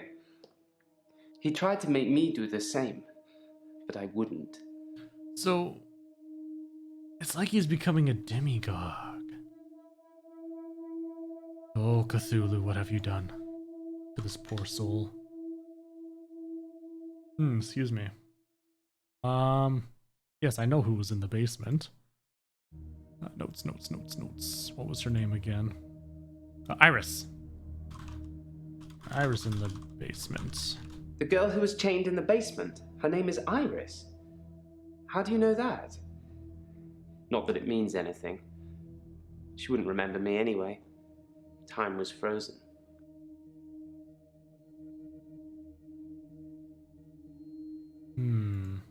So Bryce helped Iris escape. Ooh, that's a good question. Have you been spying on me in the extra hour? I never spied on you at midnight. But if you start acting strangely, maybe I will.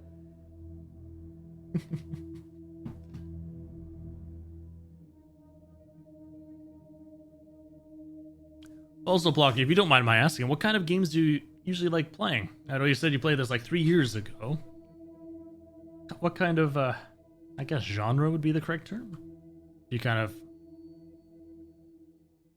find yourself playing. Yeah, words escape me. Claire knows Iris. I had no idea there was a connection between those two. Wow. Behind closed doors, eh?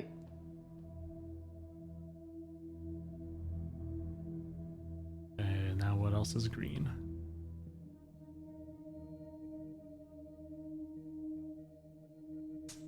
I spied on Dr. Dekker, not long before he was murdered. I'm not sure I should tell you what I saw in his basement. Yeah, we've talked about the basement though. Yeah, talked about that. Also, like adventure games, RPGs, point and click, games like this one too. Yeah, I know when I was growing up, there was a lot of point and click type of games, but I never really got into it. I played Riven, the sequel to Myst, but that was about it. Only nowadays, kind of playing through some of these retros, I've actually started playing games like that. Earlier on, we went through Phantasmagoria and Puzzle of Flesh, as well as several other FMV games as well, and I'm finding I'm actually quite enjoying them. Having a... Oh, Contradiction was also a good one. I'm finding having a condensed story is really enjoyable for me. I love story in games. Gameplay's great too, but what really draws me in is a good story. So having games like this where you're not worrying about having to press square at the right time, X or whatever, it can be a little more relaxing sometimes, I suppose. Oh yes. Dekker risen from dead? Sometimes a grave I've dug becomes undug. People blame it on grave robbers. Maybe. Maybe not. Maybe the grave was undug from the inside out, not the outside in. Only a gravedigger would know. Well, you're a gravedigger, so what do you know?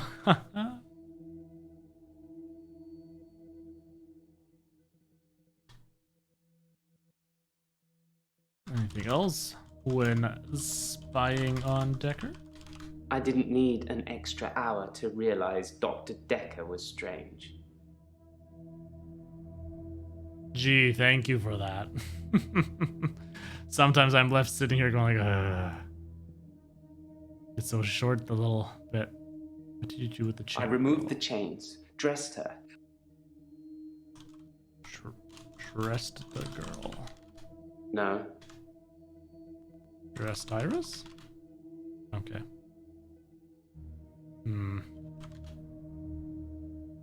Ooh. Dekker evil? I believe that Dr. Dekker was a truly evil man, and so should you. I know you record these sessions, Doctor. I'm not going to be filmed saying I wanted him dead. But you just did. said And it. so should you. And Doctor, if I wanted to kill anyone, I'd do it in the midnight hour, wouldn't I? And when was Dekker murdered? I mean, he's got a point there. And I agree with his logic there as well.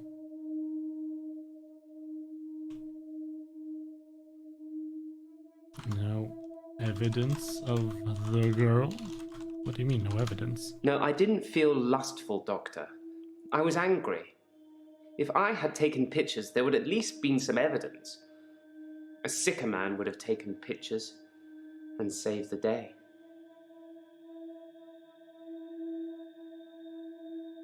I thought there's... You could have looked inside her wallet or something.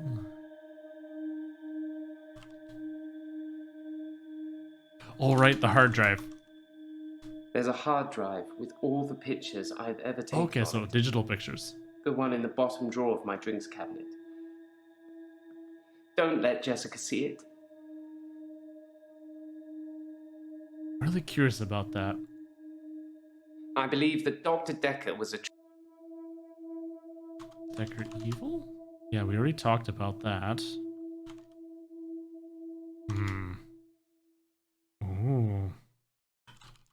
Killed anyone in the midnight hour? No, I've never killed anyone. But then, even if I had, I'm not likely to tell you about it, am I, Doctor? Why would you say that? You would just say, no, I never killed anyone. Done. You don't lead people on like that. Like, oh, well, maybe I did. I don't see anything extra green. It must be farther down. There are no hints currently available. Okay, so it's probably going to be later then. Bryce saved Iris. What? She was actually his prisoner. Bryce saved Iris? So that's 2 favors I owe Bryce now. And Iris? I'd probably have stopped her death if I'd known it was real. I suppose I should have a chat with her now. Yes, please do.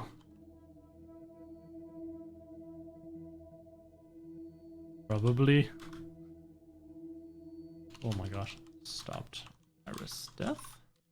There was something delicious about the idea of getting revenge on Iris by having Dr. Dekker kill her. But I'm not wicked. Not that wicked anyways.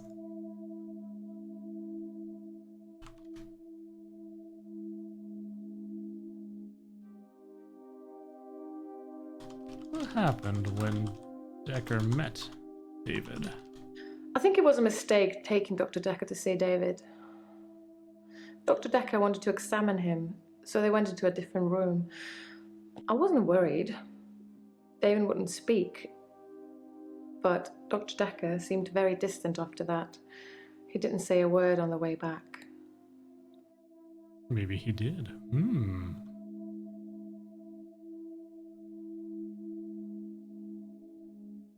Did David talk to Dekker? You're saying that my David would speak to Dr. Dekker, but not his beloved wife? I don't think so, Doctor. The wife who murdered And even him. if that were true, what would he say? What would he tell him? What the other side is like? It's all kinds of things.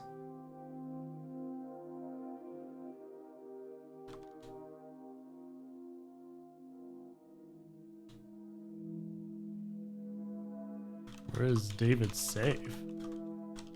At the lake house. He doesn't move from there. For good reason. I guess where we got all the green ones, and that's why I was waiting for that Bryce conversation.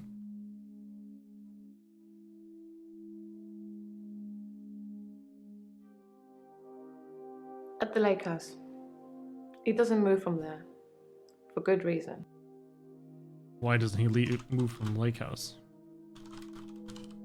Move from Lake House. Heading out, Bait? Before Danny finds you? Alright. You have yourself a wonderful evening. Thank you very much for stopping by. And hopefully you can slip past Danny safely. I'm sorry, Your Honor. What I meant to say is that David never leaves the vicinity of the lake house. I think his hunting would be severely restricted by trying to do it from the kitchen window. Okay. Why not much time to think about it? I didn't plan to kill my husband. It was a spur-of-the-moment thing. What is it with men and affairs? Is that why they have a shorter average lifespan? Why, because their old ladies kill them?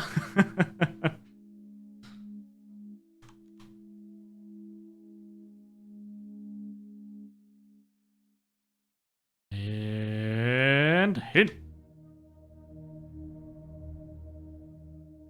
Doesn't leave Lake House for a good reason. David shouldn't be alive, so he can't just stroll around the neighborhood.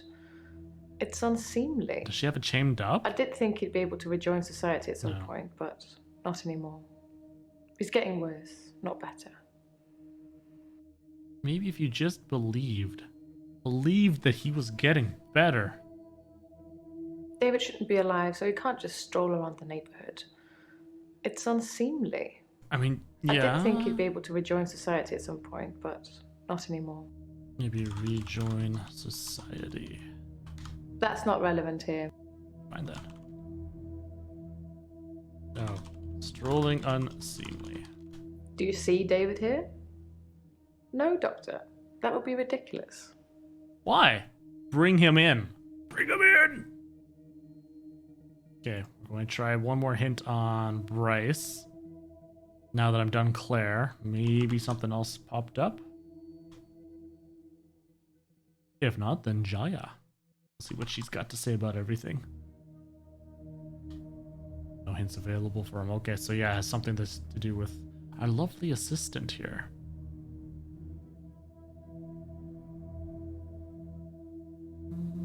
Oh, right. I like to say hello first. I'm fine. I'm ready for my grief counselling. I emailed you Mariana's address. I don't know why you'd want it. I suppose you're going to start doing home visits now, like Dr. Dekker? I said no! I'm not doing home visits with her. Oh, is there more photos now? I think there is. Why would I want Mariana's address? Doctor, if you don't want it, don't text me and ask for it. It's all right. I don't mind doing menial tasks for you. Someone has to do them.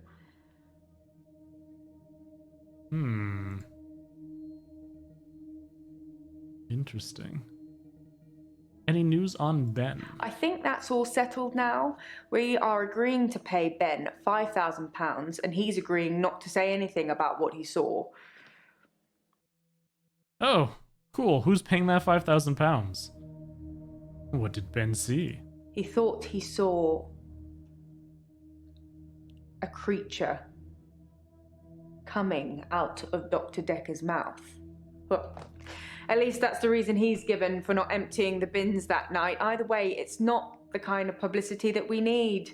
Shiny, happy, sane people. I mean, nobody would believe that, right? So why would I pay £5,000 for him not to go talking about that? That's the reason why people are coming to see me, correct? They're not so well, and that's why they're going to a therapist. So it would be okay. Home visits? Yes, Dr. Dekker started doing home visits for Mariana. He said she couldn't concentrate properly in his office. I hope you're not thinking of doing the same thing. I need you right where I can see you. She doesn't want me to get murdered too. You spying on me? Checks and balances, Doctor. Somebody needs to be watching the watchman, so to speak. Make sure you're helping, not hindering. Oof. Called out. Ooh, was Dr. Dekker helping or He hindering? probably did his fair share of helping and hindering. He was definitely helping in the beginning, but then seemed to lose sight of things. And that's the interesting thing, because it seems if I'm feeding into that, I start seeing them as well. But then if I'm like, no, it's okay, then I'm not seeing them. How did he lose sight of things? I think he was so overwhelmed by the patients he was getting. His curiosity just got the better of him. There was a definite turning point. Ooh, tell me about this turning point. Somewhere around the time Professor Alderby turned up, that seemed to unsettle him. And then we had a flood of extra weird patients. I think it was all too much for him. I think I misjudged him.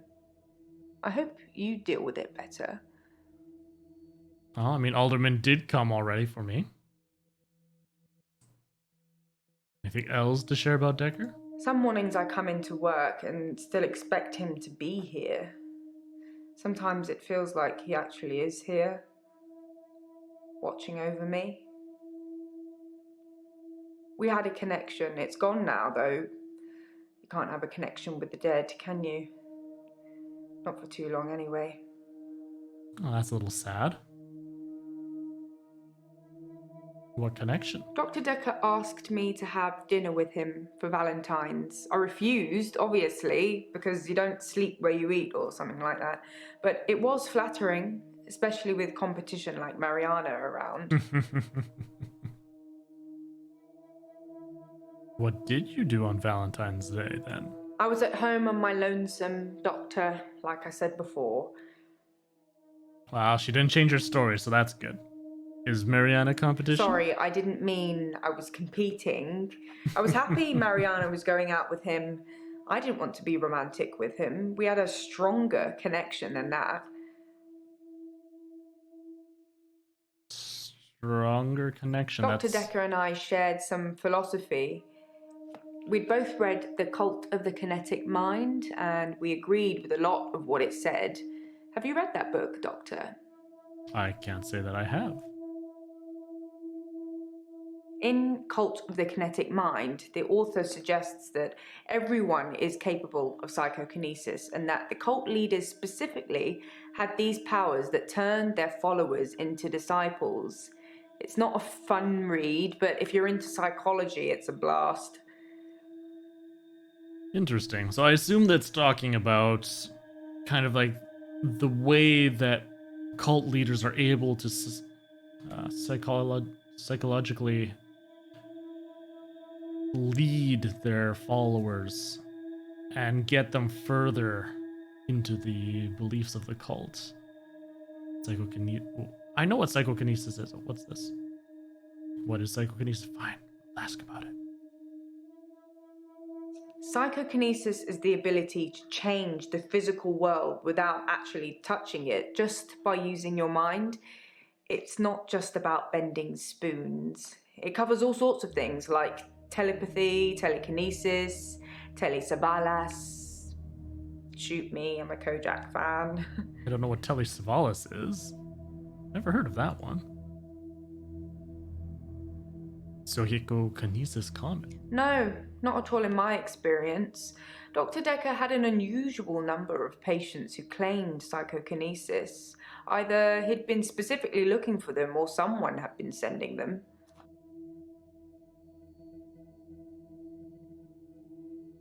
Do you believe in psychokinesis? Like I said, all those cool things are in Cult of the Kinetic Mind, apart from Kojak, obviously. If you ever get a patient who thinks they can change the world with just their mind, then duck, just in case they can. But seriously, do a whole load of shrinking and make them better. Whether you believe in psychokinesis or not, you'll need to figure out your approach with those that do. And that's the thing, a lot of these people believe that they can affect the world based upon their thoughts. What approach? How do you make people who think they have special powers better?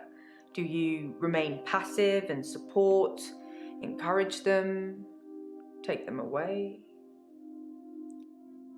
And that's a good point. Just saying, oh, well, you don't have those. People are, when they're firmly rooted within your beliefs, what was that saying? But yeah, like when you're debating, what will happen most of the time is that person will become further entrenched. Or when you're arguing, not necessarily debating, will become further entrenched in their beliefs as they now have to defend it. And they become like, So just saying no, you're wrong, is terrible, because then they're like, well, no, I'm right. Whereas if you're going, oh yeah, okay, so why? Explain your thing. It's like, oh, okay, well, what about this? And getting them to think about it more. It's like, you can change someone's mind a lot easier that way, having an actual discussion with them, versus a flat, no, you're wrong.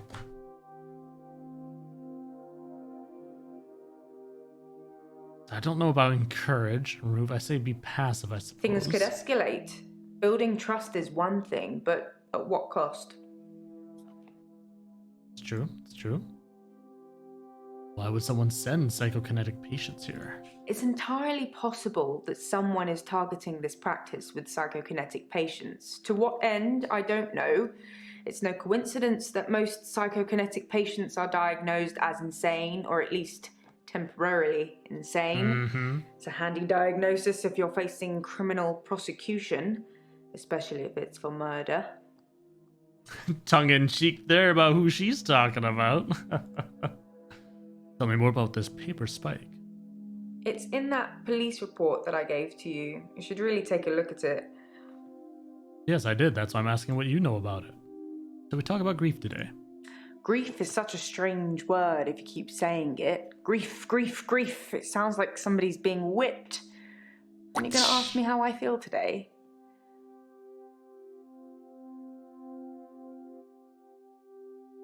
Ooh, okay, fine then. How do you feel today? Aha, see? We already talked about that when I said hello. Why does grief sound like being whipped?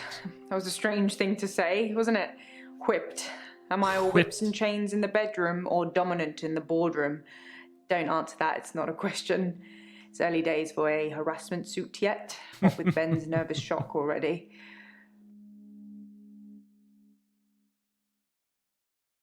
Let's see, did you talk to Nathan much? I didn't really speak to Nathan that much at all, but I have this strange feeling that I know him really well. I can't quite put my finger on it. Because he said he's talked to you in loops numerous times. Why couldn't Mariana concentrate in the office? Honestly, I think Dr. Dekker had a bit of a crush on Mariana, or vice versa. I'm not really sure. There's some footage from their home sessions if you want to see them. Yes! Yes, I do. Yes, show me the footage. That was a joke, Doctor. Ah! I guess we found our level. I don't mean like, I wasn't expecting sexual footage or something. I mean, like actual session notes. Oh well. What do you know about Dr. Dekker's mother? Dr. Dekker did send me to see his mother once. She was dying in a nursing home and he didn't want to see her. I remember him calling her a manipulative, evil old hag. You tend not to ask any more questions after that. Ask someone else a question. Let's see if I can get another hint from Bryce. Nothing, eh? Interesting.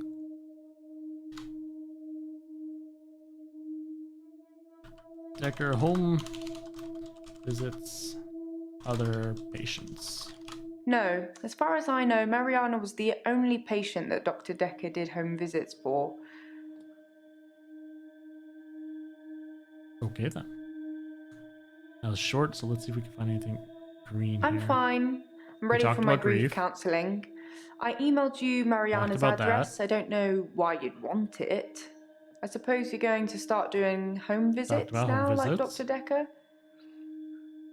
What else is there? Are you into psychology? Yes, psychology. I think you'll find it's relevant, Doctor. Yeah, I mean that's kind of a given. Something about No, common. not at all in my experience. Dr. Dekker had an unusual number of patients. Unusual patients. I don't know everything. I know most things, but not everything. Ah. Ooh, which of my patients claim psychokinesis? Most of the patients you're seeing have claimed some kind of psychokinesis. If you don't think that's the case, then they just haven't told you yet. Yep. For example, we have Nathan, loop days. Mariana, the kiss that makes people follow her, entranced. Elin, shapeshifting. Claire, resurrection. Bryce, the midnight hour. The only one that doesn't claim to have anything is Jaya. What did you do at home? Ooh, that's I'm a bit of a bookworm. I'm one of those annoying, constantly self-improving, overachieving types. Takes one to know one, eh, Doctor?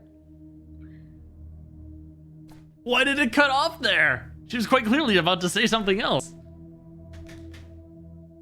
They snipped that one off a little wrong.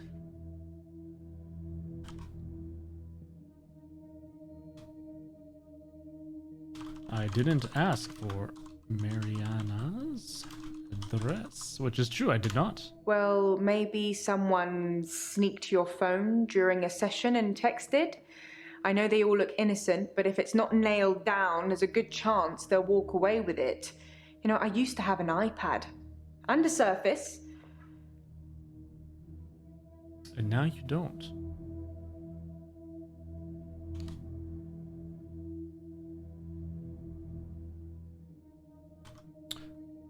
What do you mean? Deal with it better. There's just a lot of crazy flying around, Doctor. Don't catch any of it. The infectious madness, as it were.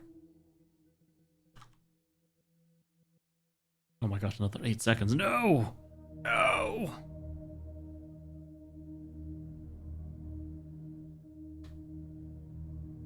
What did Dekker and Mariana do on their dates?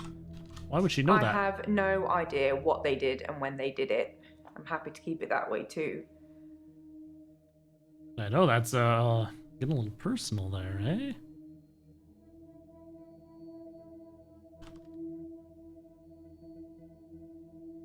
There has to be something else that she has that's going to unlock something for Bryce. How can cult leaders turn followers into disciples? Ooh. Followers and disciples have a very strong tie to their cult leaders, almost like they've been brainwashed. The author suggests that this is because they've witnessed some kind of psychokinesis, like pyrokinesis or telekinesis. That's all of them?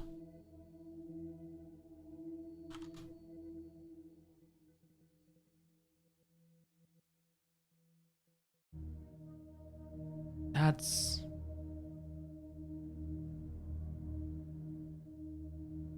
odd. No hints. Oh.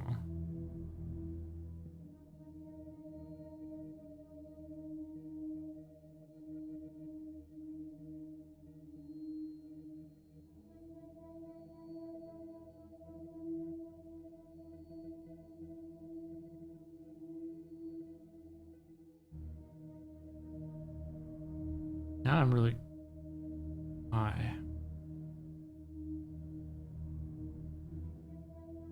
Now that I'm doing green dots, I want this. I want this green dot. I want this.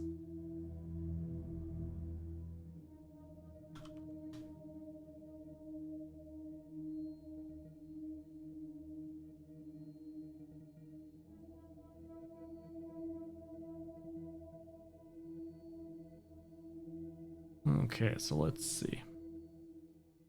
Anything extra here?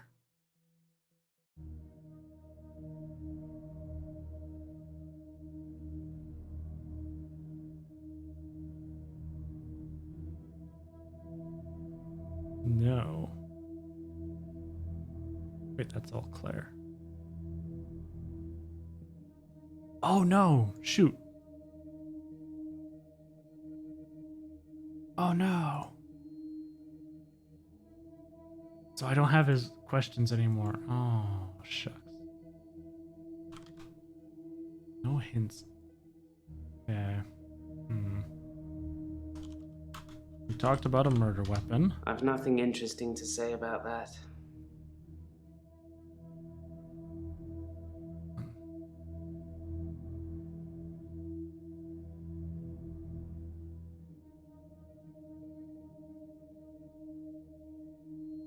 Dr. Dekker, anything extra about him?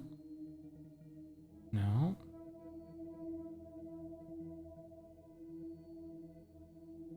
Did I tell him? Yeah, no, I said Claire knows Iris. Yeah. Talked about Dekker being evil. About Biddy Berry.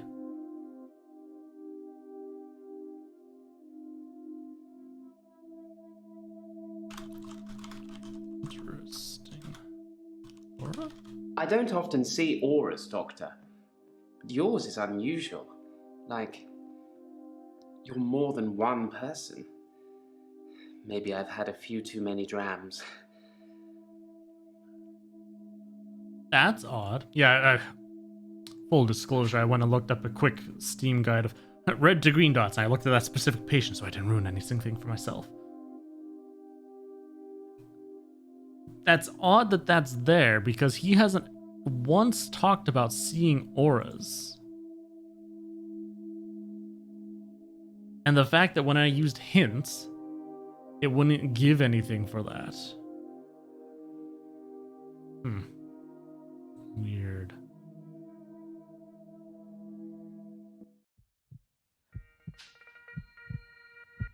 You can stop looking at me like that. You've made me do this. Do what? And don't try and escape. You're all tied up. What? Now tell me the truth. Is this a dream?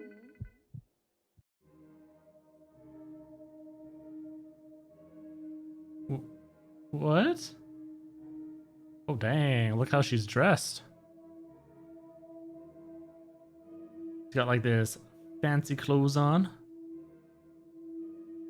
Can't tell if it's supposed to be lingerie or not.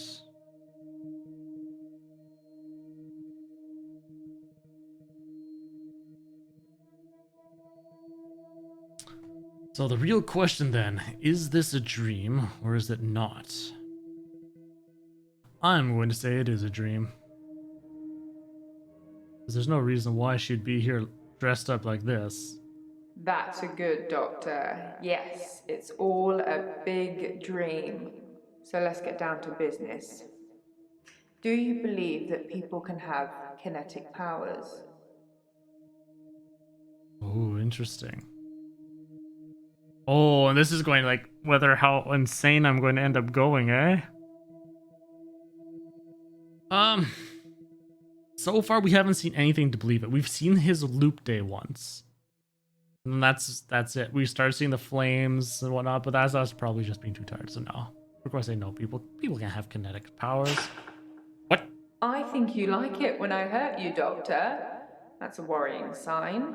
What? People obviously have kinetic powers.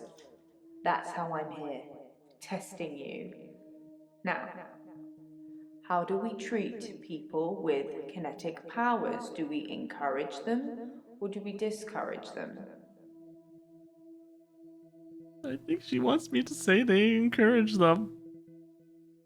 Oh, Doctor, how disappointing. We've been through this already. Encouraging them to use their power just makes them worse. That's what Dr. Dekker did. Look at him now. I thought you were different. Oh no. I thought we'd get on, but I'm wrong. Oh. Enjoy your sleep, Doctor. I messed up. Oh. She slapped me. I wasn't sure.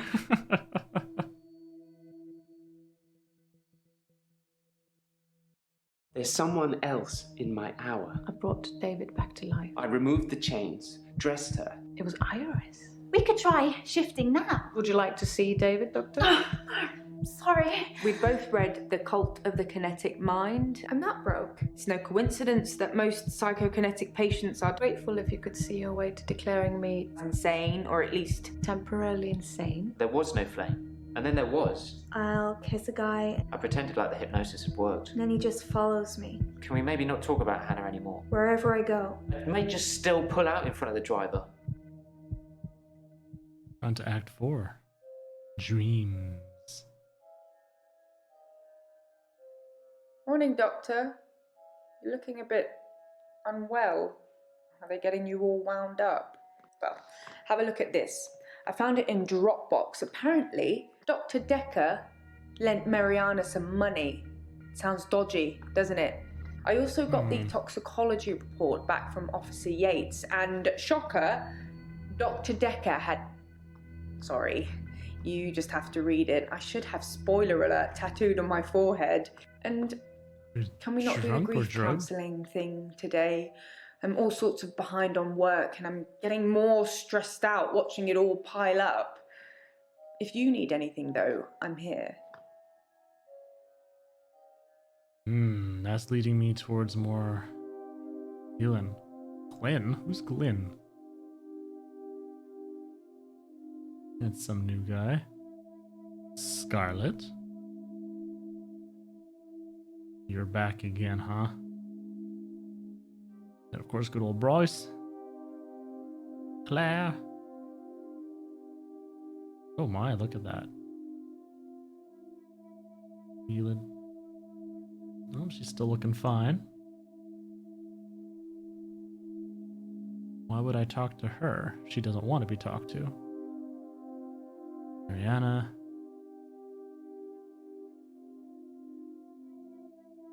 And finally, Nathan. Alright, however, with that, we will be ending the stream there. Overall progress, 65%. Not too shabby. We're getting probably, at this rate, 1 to 2 more streams left. 240 responses in this act. Oh my goodness. Ooh, boy. So as always, thank you very much, everybody, for watching tonight. In case you've missed anything or you want to see some previous... There we go. Oh my gosh, did I double post that? No. Versus bots. Or if you want to see some of the other games that I've played before, I have my YouTube that I upload all my VODs to. You can also follow me on Twitter and join the Discord if you want to discuss anything additional. And then other than that, we will be live once again this upcoming Wednesday at 7 p.m. Central Standard Time, where we will continue the infectious madness of Dr. Dekker. I need to know more. So anyways, Blocky, thank you again for that follow. Bait Sauce, thank you so much for those 100 bits today. And for everyone else, I hope you have yourself a fabulous evening, and we'll see you next time.